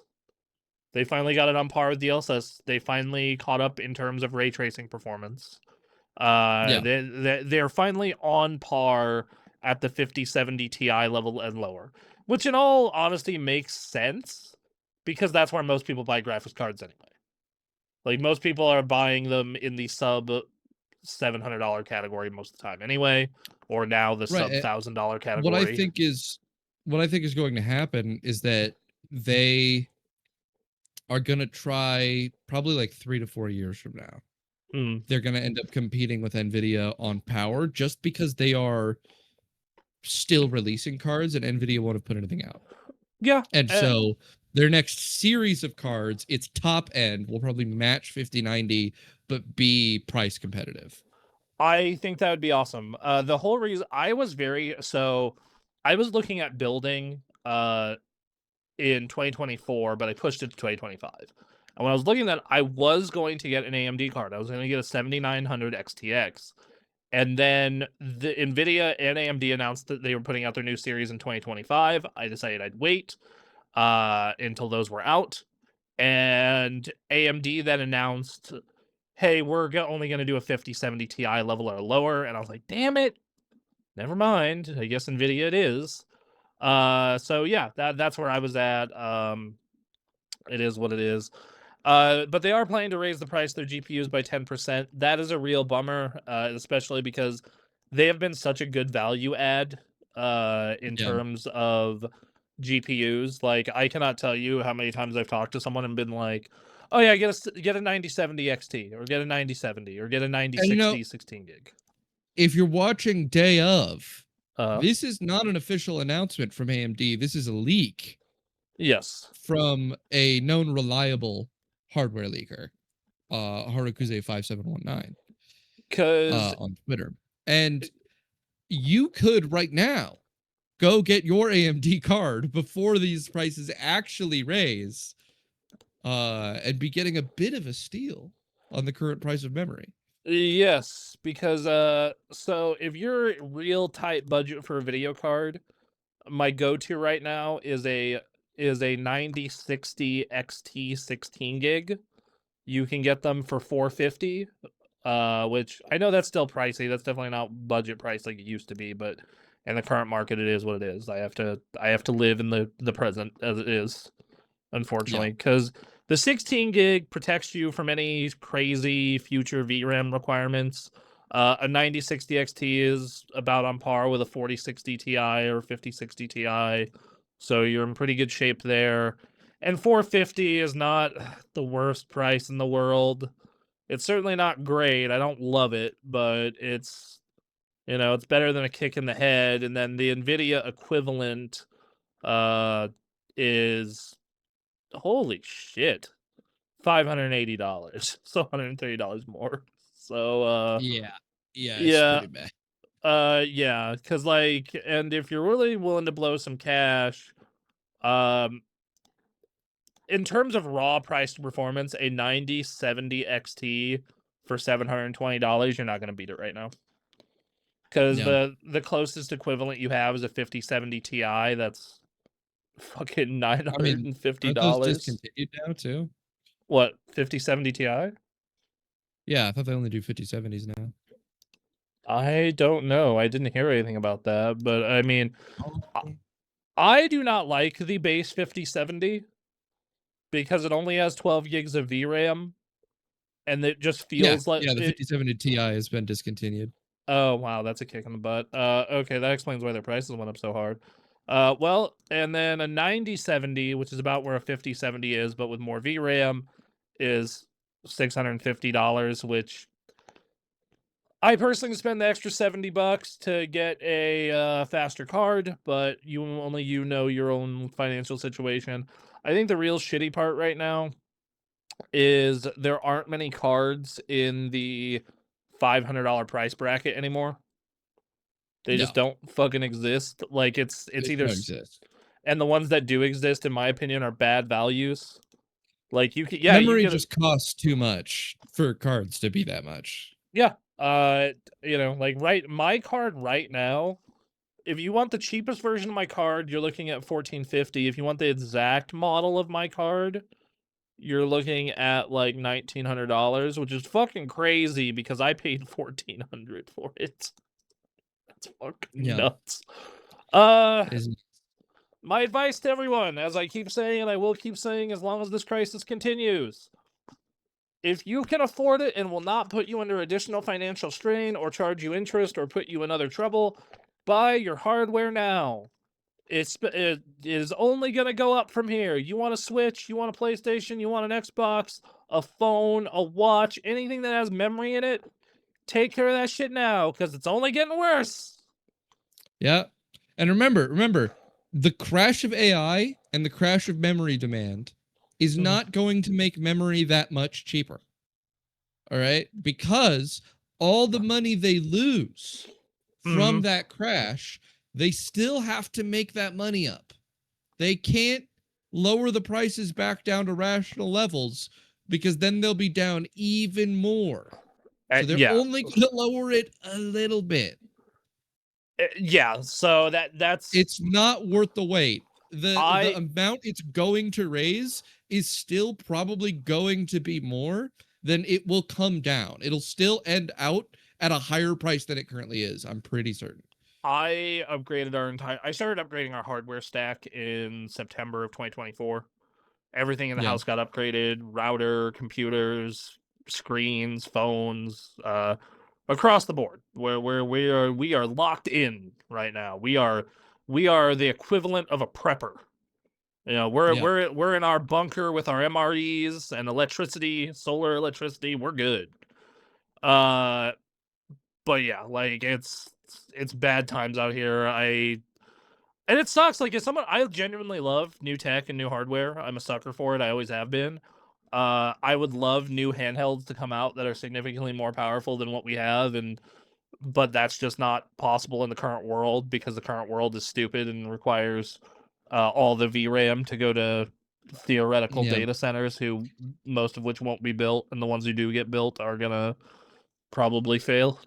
So, this reminds me. The number 2 in the TV streamer platform, like devices meant to stream to your TVs. The number 2 is NVIDIA with the NVIDIA Shield. That's fucking what? Okay. Yeah, it's Apple TV, then big gap, NVIDIA Shield. Yeah, because like, why the fuck wouldn't you just buy an Apple TV? They're affordable. They're like when my mom was still alive, like I bought, she had a Roku, and she's like, this thing doesn't work right. I'm like, let me buy you an Apple TV. And they're running into the issue too that the NVIDIA Shield is like way behind tech wise.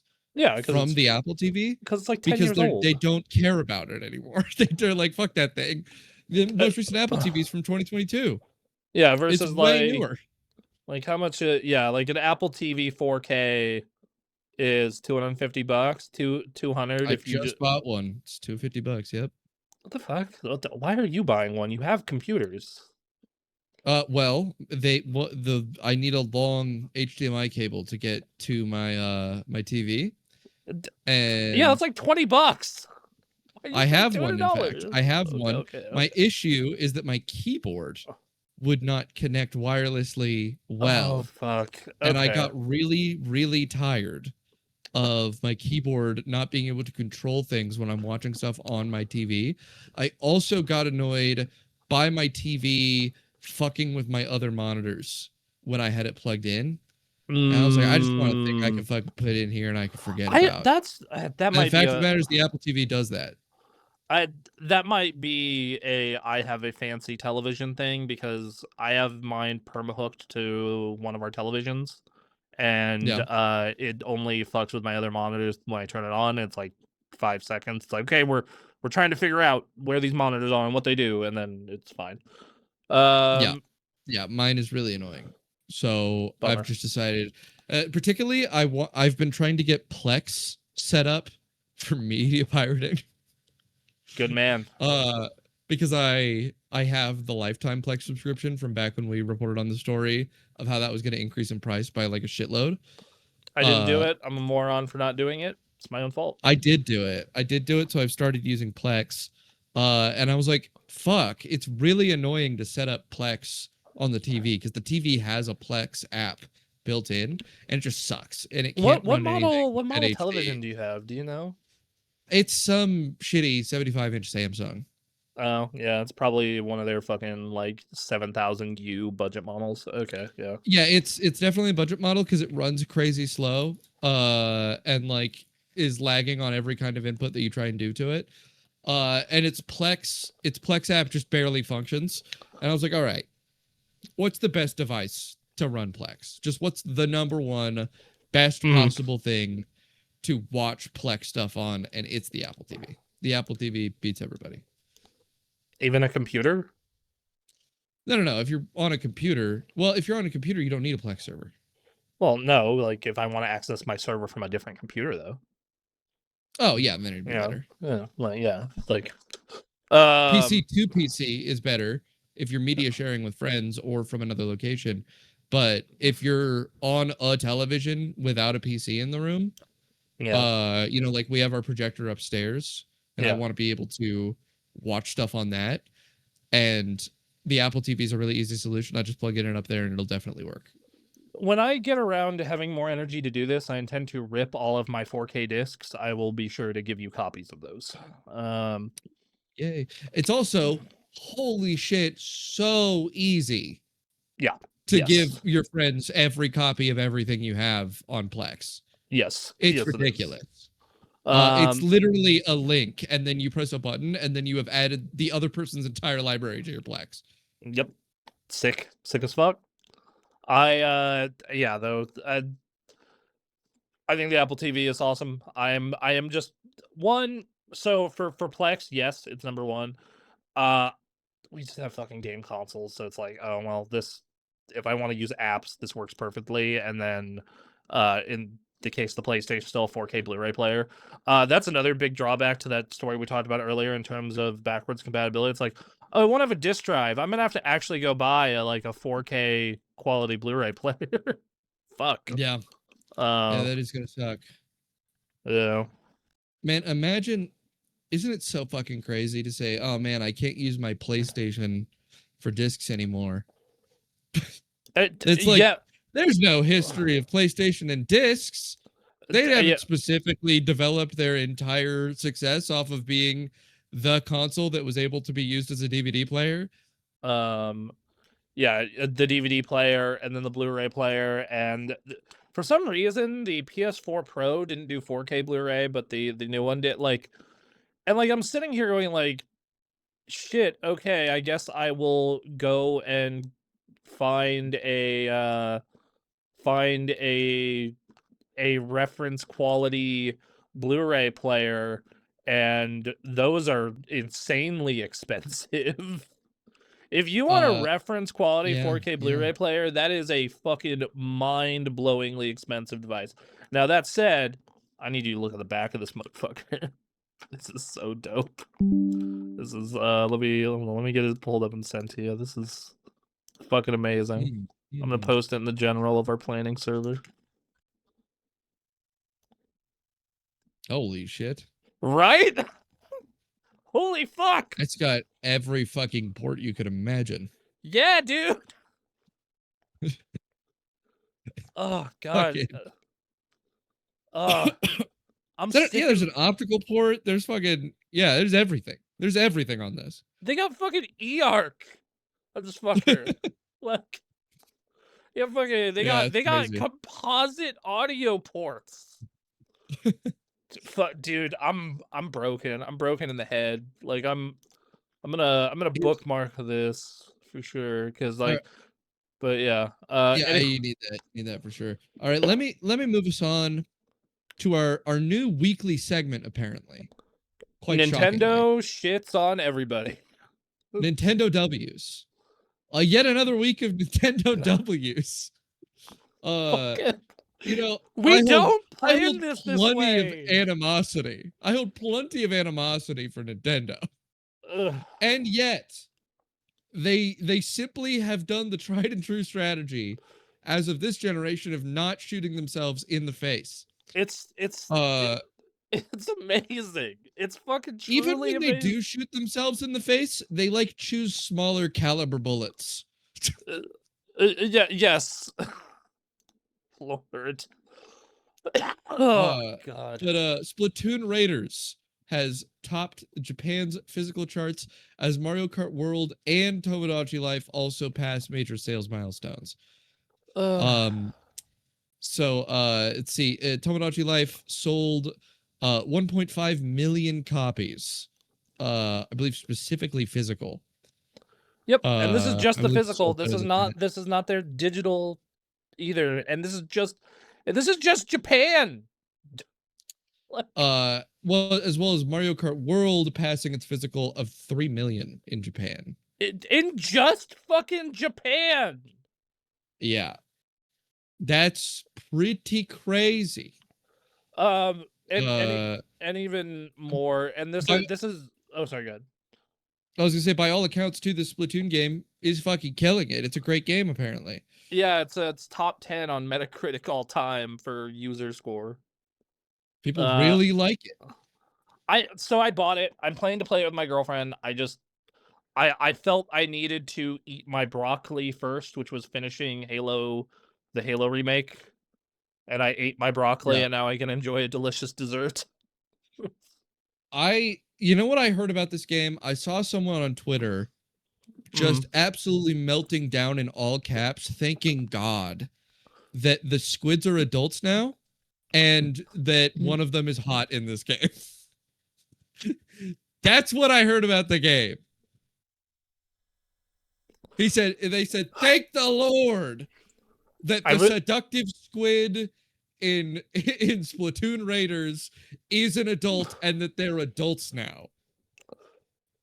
I need to go and buy a mixer, so that way I can just cue GIFs and audio clips on stream. So that like knowing the horrors of this world. Yeah, because that one, and this is very similar to when I just thought of that GIF where it's like Clint Eastwood going.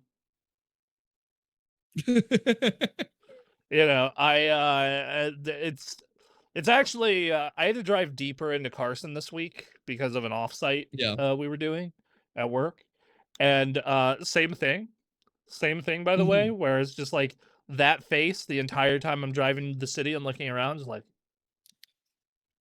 Well, I'm glad that I'm glad that the news of people finding the squid hot is equally displeasing to you having to drive further for work. Not just further for work, deeper into Carson.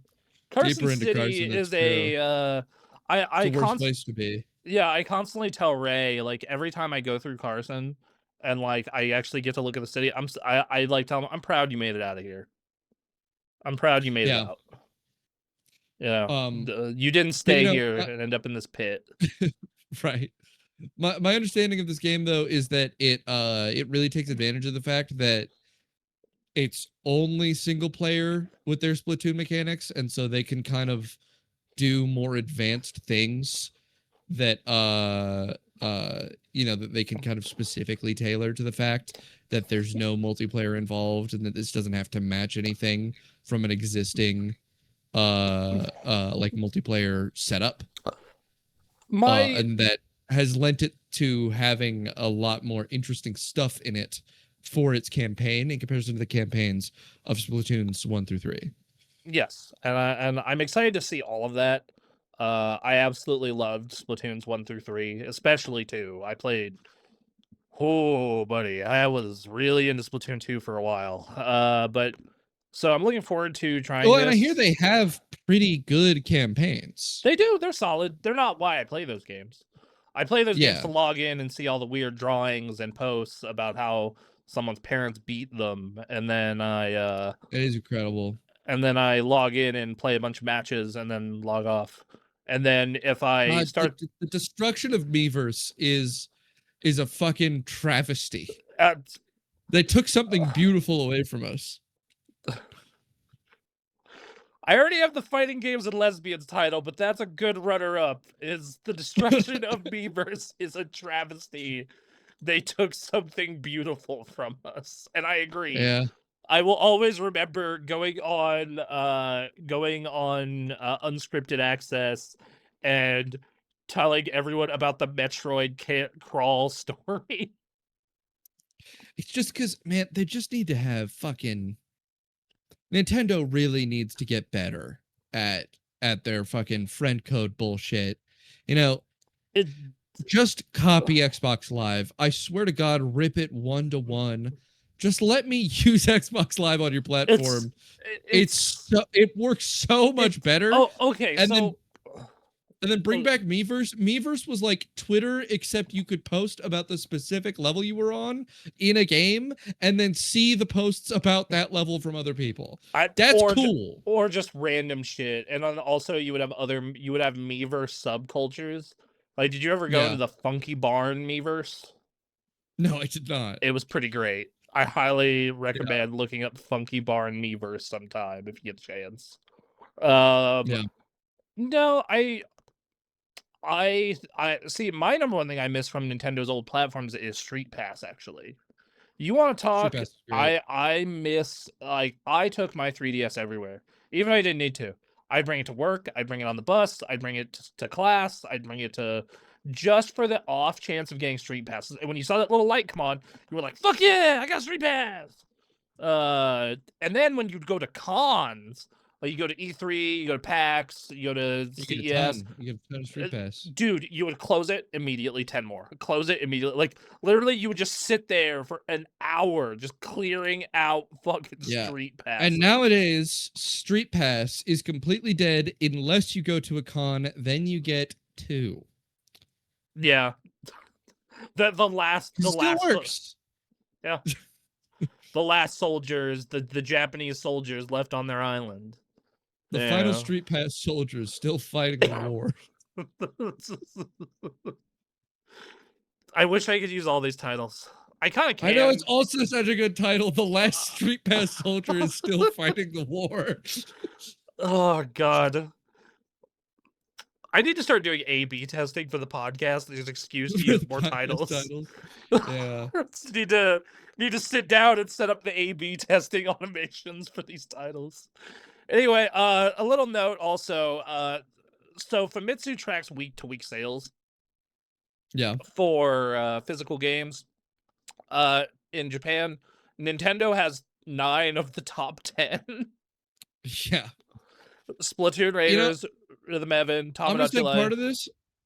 Part of this also, fucking cartridges feel nicer. And Japan is also, like, just still really into physical media as a whole. Like, they still buy CDs. Like, every time I go to Japantown, I am blown away by them selling, like, CDs still. It's a deep part of otaku culture to overspend on physical media as a form of, like, explicit support. Here, let me. I apologize. My room is a wreck.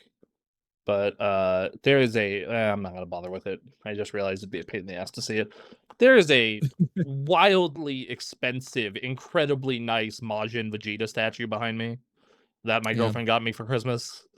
That thing is, like, it is probably the price of a game console, is my best guess. But you know, I mean, the whole culture of things in Japan is that if you support something and enjoy it, you know, you buy the Blu-rays, you buy CDs of music you like, you buy these things, and you buy as much, like you buy a bunch of merch, because every purchase is not meant to be for you to get the thing, but it's for you to support the creator. And I think that we used to have a culture that here, like, that used to be a thing here. It's just not as much anymore, because Americans value convenience over almost anything else. And this is how I knew the physical war was lost. And I always talk about this. It was 2 years ago. It was the week that Tekken 8, Like a Dragon Infinite Wealth, and Persona 3 all came out in, like, a 7-day period. And I remember being super jazzed about Tekken. I'm going to get on with the boys and we're going to run Tekken. And I had to wait until 11 a.m. next day when Best Buy opened up, because I was getting the PlayStation copy. And everyone else was playing it at 9 p.m., including the people I know who have, like, literal storage units of video games. That is how I knew the war was lost. It's done. Yep. It's done. If fucking Ethan is buying digital Tekken instead of going to Best Buy, this shit is cooked. We done. Hey, you know how Pokemon releases work nowadays? Oh. So it's tradition for Pokemon to go to the in-person release, right? It's Yeah, kind of like I went to the one for X and Y. It was a good time. I saw my boss at the time there. Yeah, and they're always great. They're always great. You go to the physical release, and you wait in line for the midnight release, and you talk to everybody. Nowadays, at the midnight release for a Pokemon game, everyone is there playing the game they are waiting in line to go buy. Going back to my... It is a midnight release where everyone's like, yes, we're going to get Pokemon Scarlet and Violet. And you're sitting there with 11 people who are playing Pokemon Scarlet and Violet. Yeah, and that checks out. Like, it's same with like the fighting game launches, right? Like I guarantee you Marvel Tokon, it comes out I think 9 p.m. on Wednesday this week.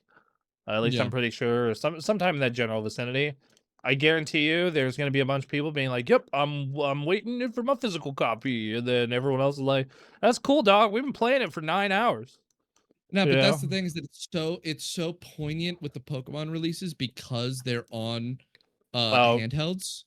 Yeah, they're taking it there. So you're there buying the game, and everyone's there playing it while they're buying it. It also goes back to my they've already got it. It also goes back to my point, though, that people will buy these games 2 times, one physical, one digital. So Sony, why not? Sony, abuse your super fans. We like go full Japanese Blu-rays. Like, you know what?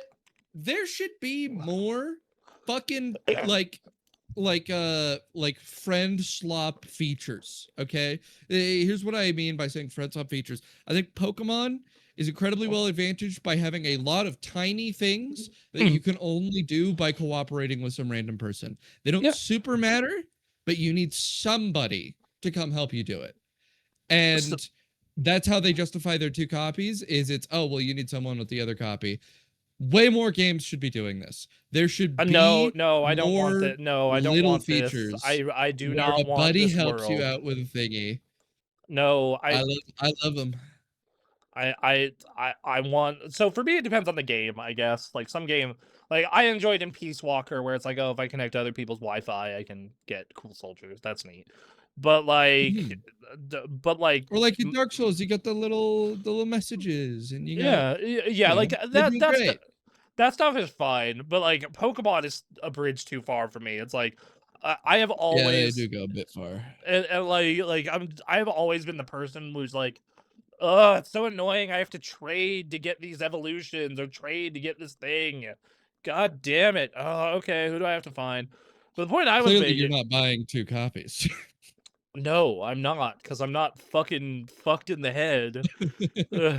Actually, I didn't buy 2 copies of ZA because there isn't a reason to. And that was the last game that I had to be like, because I had to go to you. I had to go to you and be like, Bronson, help me get these trade evolutions. Sure, you got it. Let's go. I need to. I want a Gengar. Let's do this. But no, I bring this up in anime all the time.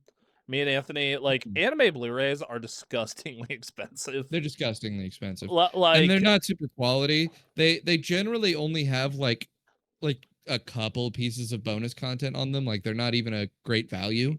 Like season. Go ahead. Sorry. I was gonna say, and it's really just the only reason you're buying it is because you're like, I love this thing and I want to support the studio. Well, is like the reason people are buying anime Blu-rays. Yeah. Yes. Exactly. Or they really love the show. Like, to put this in perspective, I'm a real big fan of Dragon Ball. I have not watched Dragon Ball Daima yet. Dragon Ball Daima, one season that is fairly short, is $100. You know, like, and that's like Dragon Ball Daima also. It's kind of fucking sick. All right, good to know. But like, yeah, it's $100. A season of Mashal, $110. You know, like Mashal is $110. Yes. Fuck. Yes, this shit's crazy. It's you know, and this is Blu-rays, and they don't do 4Ks for a lot of different reasons. You know, God damn. I mean, like I said, it's a display of factional loyalty. It's not about owning the thing. It's about It's about pledging your allegiance. You know, Yeah, I mean, a lot of things like you know, like you have that statue, right? Yep. You have Yeah. that incredible statue. The thing about that is that statue being nice is a consolation prize, right? It's a lot of Japanese media when they make physical goods and extra things that you can purchase in association with their media, it's way over expensive, and the quality of the good is only a thank you to the people who are purchasing it for supporting them, right? So and if they don't feel like thanking you that much, it's going to be a piece of shit, and you should still buy it if you support them. So that's the mindset. Yeah, like I'm on I decided to look. So I have not bought My Hero Academia yet. I'm really hoping they put out just a full box set. I do not want to buy individual seasons, so God help me. How many are there? There's like 8 seasons. Yeah, there's 8 seasons. Fuck. At $40 to $80 a piece. Yeah, that'd be a bit expensive. Yeah, I'm hoping that they do what most animes do, and it's just one big drop all at once for like $120. I hear the last season of that show got fucking incredible, by the way. It is. The last season 7 part 1 and part 2 are fucking amazing. They are fucking amazing. Yeah, like they put out that Vigilante side series, and that's $75 for the first season. Yeah. And Vigilantes is apparently really good. I mean, I've read some of Vigilantes, and it was very enjoyable. And I've seen clips of the animation, and the animation's really great. And I know that the climax, people enjoyed the way it ended. So, crazy to think that My Hero Academia is over, and so is its side series. They've both fully finished their manga runs. I think that's great. One thing that has driven me crazy about media in the year 2026 is the never-ending media. Is it never like and it's it's profit motive, of course. Like like everything is turning into comic books where it goes and goes and goes and goes and goes and goes and goes and goes and goes and goes and goes and goes and goes and goes. Yeah, dude, I'm the isekai slop guy. I can't even remember anything that is an isekai that ended. So what I'm saying here is I'm happy about that. I'm happy that it's ending. Like, yes. So on that note, though, yeah, I think the physical media, like Sony, like Sony is always talking about core audience and whaling, right? They're talking about how they're in their whale era. You go on their PlayStation merch store, it's just clothes. It's just t-shirts and sweatshirts. Unlike Sony, you have this beloved IP. Sly, Jak and Daxter, Ratchet and Clank, Last of Us. You have all this beloved IP and beloved stuff. Physical collector's editions. You're missing out on a valuable market of whale. Okay? You're not whaling correctly. Not whaling correctly now. This is why you got to be releasing a $400 physical edition that has like a sword that kills you for touching it included. Yes, exactly. But hey, Nintendo is not. I should correct myself on something I said earlier. There are no isekai that have finished except one. Familiar of Zero many years ago. A super old isekai did finish, and the reason it finished is because the creator died writing it. What about SAO? Didn't SAO get done? Still going. They just released a movie. Okay. Fair enough. But the creator of Familiar of Zero died midway through writing it, and someone finished it out using the notes that they had left on how it would have gone if they survived long enough to write the whole thing. I'm trying to remember. I think I watched Familiar of Zero and liked it. Hold on. I loved Familiar of Zero, but I yes. I watched it like growing up. It's among the oldest isekai out there. Yes, I remember watching this and thinking it was sick as hell. Yes, this was great. Yeah. I watched this in college as the time of my life in which I watched it's from 2006. Yeah, I watched it in 2011. So I the time in my life where I watched the most anime was college. It was 2010 to 2013. I was just burning through anime constantly all the time. So well, you see, for me, I think it was around the same time, actually. That was my biggest period of anime watching. But I was in middle school going to high school type age. You were super cool, I bet. So I was 14 when I started being sick all the time. Fair. In perpetuity, and spending so much time at home in bed, I needed to find something to do. And so I started watching anime. Fair enough. I watched a crazy amount back then because I couldn't do anything else. I think the reason I watched it in college is that's when streaming services were out and it was easily accessible and piracy sites got really good. Those two things kind of happened at the same time.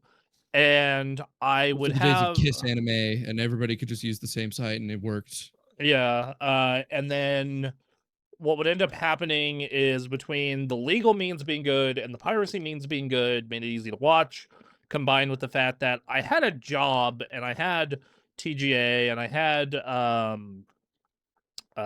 had college itself, but I also just like would multitask a shit ton. So I would have anime on in the background on the television as I was writing a review or working on a paper or going and doing different shit, or I'd have it on my phone while working in the produce store because I was the only one there. I was easily watching like most days 10 hours of anime. Yeah, okay, that's often more when I was that age. But again, I literally can't do anything else. Like even playing video games was kind of difficult sometimes. So like I had to be doing some stuff there. I was just not moving and just chilling. And anime is a very easy solution to that. There's just an endless depth of things for you to watch. So anyway, we have our last news story. Hey, GameCube Classic Super Mario Sunshine joins the Nintendo Switch Online catalog next month, or I guess now it's this month. It was originally locked behind the 3D All-Stars collection in 2020, but it is now being set free. Granted, it's not HD like that one, but that's okay. Yeah, this is the okayest Mario game. It is shockingly okay. Yeah. It is. I like Sunshine. Yeah, I think that game just kind of suffers from the fact that it is the first one after 64 and it's not remarkable. It's kind of this game that was like really good for the time, especially compared to the other 3D platformers of the era. But like compared to its own series, which is constantly revolutionizing and reinventing itself, and you compare it's sandwiched between 64, a groundbreaking game that reinvented video games, and Mario Galaxy 1, which is like one of the best games ever fucking made, and it's like, oh. But it has a unique advantage, Bronson. It has a unique advantage neither of them do. And that is that it was the first 3D Mario I played, so it's way better than it actually is. It is the second one I played. So because 64 basically came with my system. I grew up directly with 3D Mario, and I played Sunshine, and then I played 64 DS. I would say Sunshine is better than 64 DS because you can control Sunshine correctly, even if Sunshine's camera is bad. Yeah, I think Sunshine is the worst 3D Mario, which I realize that's kind of like saying, here are all these delicious cakes. This is the one that's a flavor I'm not particularly fond of. Yeah, it's like when I say Dark Souls 2 is the worst Dark Souls. It's like yeah, it's the worst Souls game. It's the worst one, but it's also great. It's a great game. Like, yeah, exactly. Like it's like you should play it. It's just you should play all these other things first.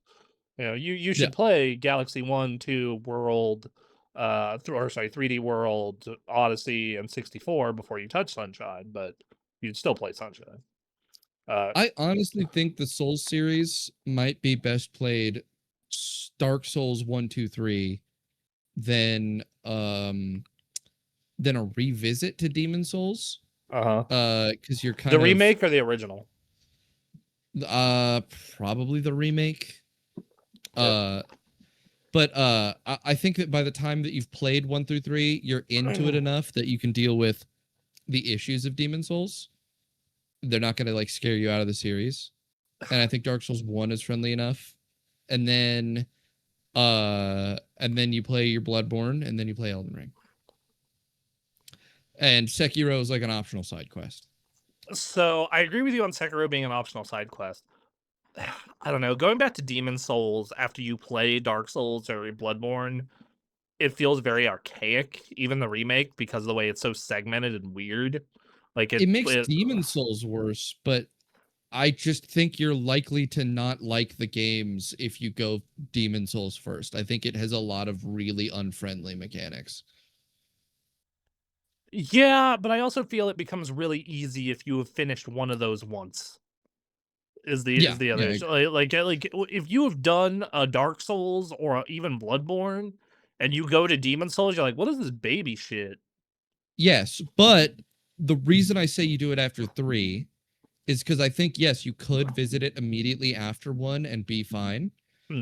I think that 1, 2, 3 are best played in order. I think that it's best that you experience all of those in a row, because 1 primes you for the gameplay of 2. 2 is like really different, but it's very similar, and then 3 makes good reference to both, and there's a great thematic closeout from 3 that is playing off of the themes of 1 and 2, even though 1 and 2 don't play off of each other. So I think playing them all in a row makes 3 the best experience it can be. And then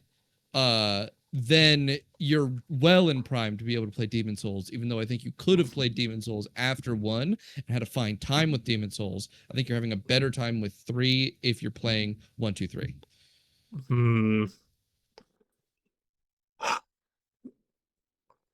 Because like my initial response would be to play Demon Souls 1. I would actually probably do release order. I would almost do release order. Like the only exception I might do to swap release order is go release order, except I would swap Demon Souls, or sorry, not Demon Souls, Dark Souls 3 to be before Bloodborne. And then do Elden Ring. So you maintain the 1, 2, 3, yeah. Yeah, because I think the 1, 2, 3 works. In fact, having Bloodborne interrupt the 1, 2, 3 even at the time felt fucking weird. A little jarring. Its themes are very different. And then you're also like, oh, and we're forgetting about this forever now. Bye. Bloodborne is I feel like Bloodborne for me feels like a cursed video game, because I feel like that franchise never hit that peak for me ever again. Like 3 was good. I liked 3. It was a great game. I never finished Elden Ring. So like I've been chasing that high. I've been riding that dragon. Elden Ring is a video game made for me specifically. So it's my favorite one in the series by far. So the game for that for me is, you want to talk about like a video game made for me personally? That's Dragon Ball FighterZ. I remember like after the first year of Dragon Ball FighterZ, I was like, this feels like someone made a video game for me personally. Well, Elden Ring, I played for a while and then found out, oh, I'm allowed to go kill a really high level boss with bleed damage by cheesing it, and then actually buff my shit crazy, and then go get my favorite weapon instantly, and then max that out before I've done anything, and then I can nuclear bomb every boss in the game. That's exactly how I want to play a video game. Thank you for making one that is made to let you do that. So for me, that's Dragon Ball FighterZ. Like, hey, Dragon Ball is your favorite intellectual property ever, right? And you have a supreme love to it where you can catch every single reference of even a frame of a fighting game. Yes, that is correct. I do have the Dragon Ball autism. Thank you. It's like, you love fighting games, but you especially love Marvel vs. Capcom. That is yes, that is very correct. I do love playing fighting games that turn into single player games for large stretches of time, or require you to play insane offense or defense. Great, awesome. But you also like them to be easily like have good buffer windows and like a nice learning curve. Yep. All right. Well, here we made a fucking Dragon Ball game that looks identical to the anime, including moves that literally looked they were lifted directly off of a manga page or the anime. And also, by the way, it's by Arxis, who is an incredible developer of these kind of games, and it is Marvel vs. Capcom flavored because it's a tag fighter. And boy, look at all this degenerate shit you can do. Oh, and hey, here's a great auto combo system and a very approachable set of inputs. Yes, and that was great. Like the first weekend we had it before I learned the game and made it unfun to play against most people I know. Personally, like outside of the fighting game circles, of course, like, you know, like people like Ray and whatnot, like, you know, was like you that would obliterate me in that game. Probably. I am rusty as shit, and I booted it up because I've been slowly chipping away at getting the last achievement, which is earn a shit ton of money by playing online, and yeah, you know, just a couple matches a week, and I finally got it this week, and I played a guy who was like super high ranked, and I didn't win, but I played him real close in spite of all the rust and not knowing jack about the last 2 balance patches. I was just like, it's like, all right, I still got a little bit of it in me. I can probably sit down and relearn this. You see, what I know about that game is that if neither of you know what you're doing, Broly absolutely bodies you, and so I play Broly. Which one? DBZ Broly. Oh yeah, he's real annoying. Like, funnily enough, one of the characters, he's got so much like super armor bullshit, and he's got like these huge attacks that move really far. And so it's just really easy to catch people into another combo, and then if they don't know how to defend, you catch them into another combo. They combine a bruiser with a zoner for him. It's really fucking annoying. The thing, so my point character is Adult Gohan. That's my point character, and he's real good against Broly because he has a bunch of moves that can. Wait, which Adult Gohan is this? Is this Adult Gohan Super Timeline, or is it One Arm? It's Adult Gohan like main timeline. Okay. Yeah, because he has a bunch of shit that breaks super armor. Because he has a DP, so he has the jet uppercut, and then he has a what's it called? And then he has the machine gun kick, which does multiple hits that break armor, and then his light is fast enough to where it can break armor. So he ends up just being a really fucking and he has a couple of pretty long pokes with his medium kicks. So he can be a real fucking nuisance for Broly. It's one of the few matchups where I'm like, oh great, love it. I have learned that since they buffed the shit out of regular Super Saiyan Vegeta in the last patch, he is becoming my new most annoying character. Because his assist can catch you when you're playing offense, and it's really fucking annoying. Along with he has, it's not an infinite, but boy howdy, he can loop your ass forever. So yeah. Anyway, I hope that game becomes an Evo game again. I would love to see that game. Cool. That is cool. So I've talked to my girlfriend about this. We're not going to Evo next year. We're trying to save money. I put in the caveat though of the one exception is if Dragon Ball FighterZ is the retro game we are going. Then you gotta go to Evo. Yeah, that's like no, that's that's the one exception. Yeah. So anyway, well, that's a show. Sounds like we've done a show. We did a show. This room is boiling hot. I cannot wait to turn on the air conditioner again. Right.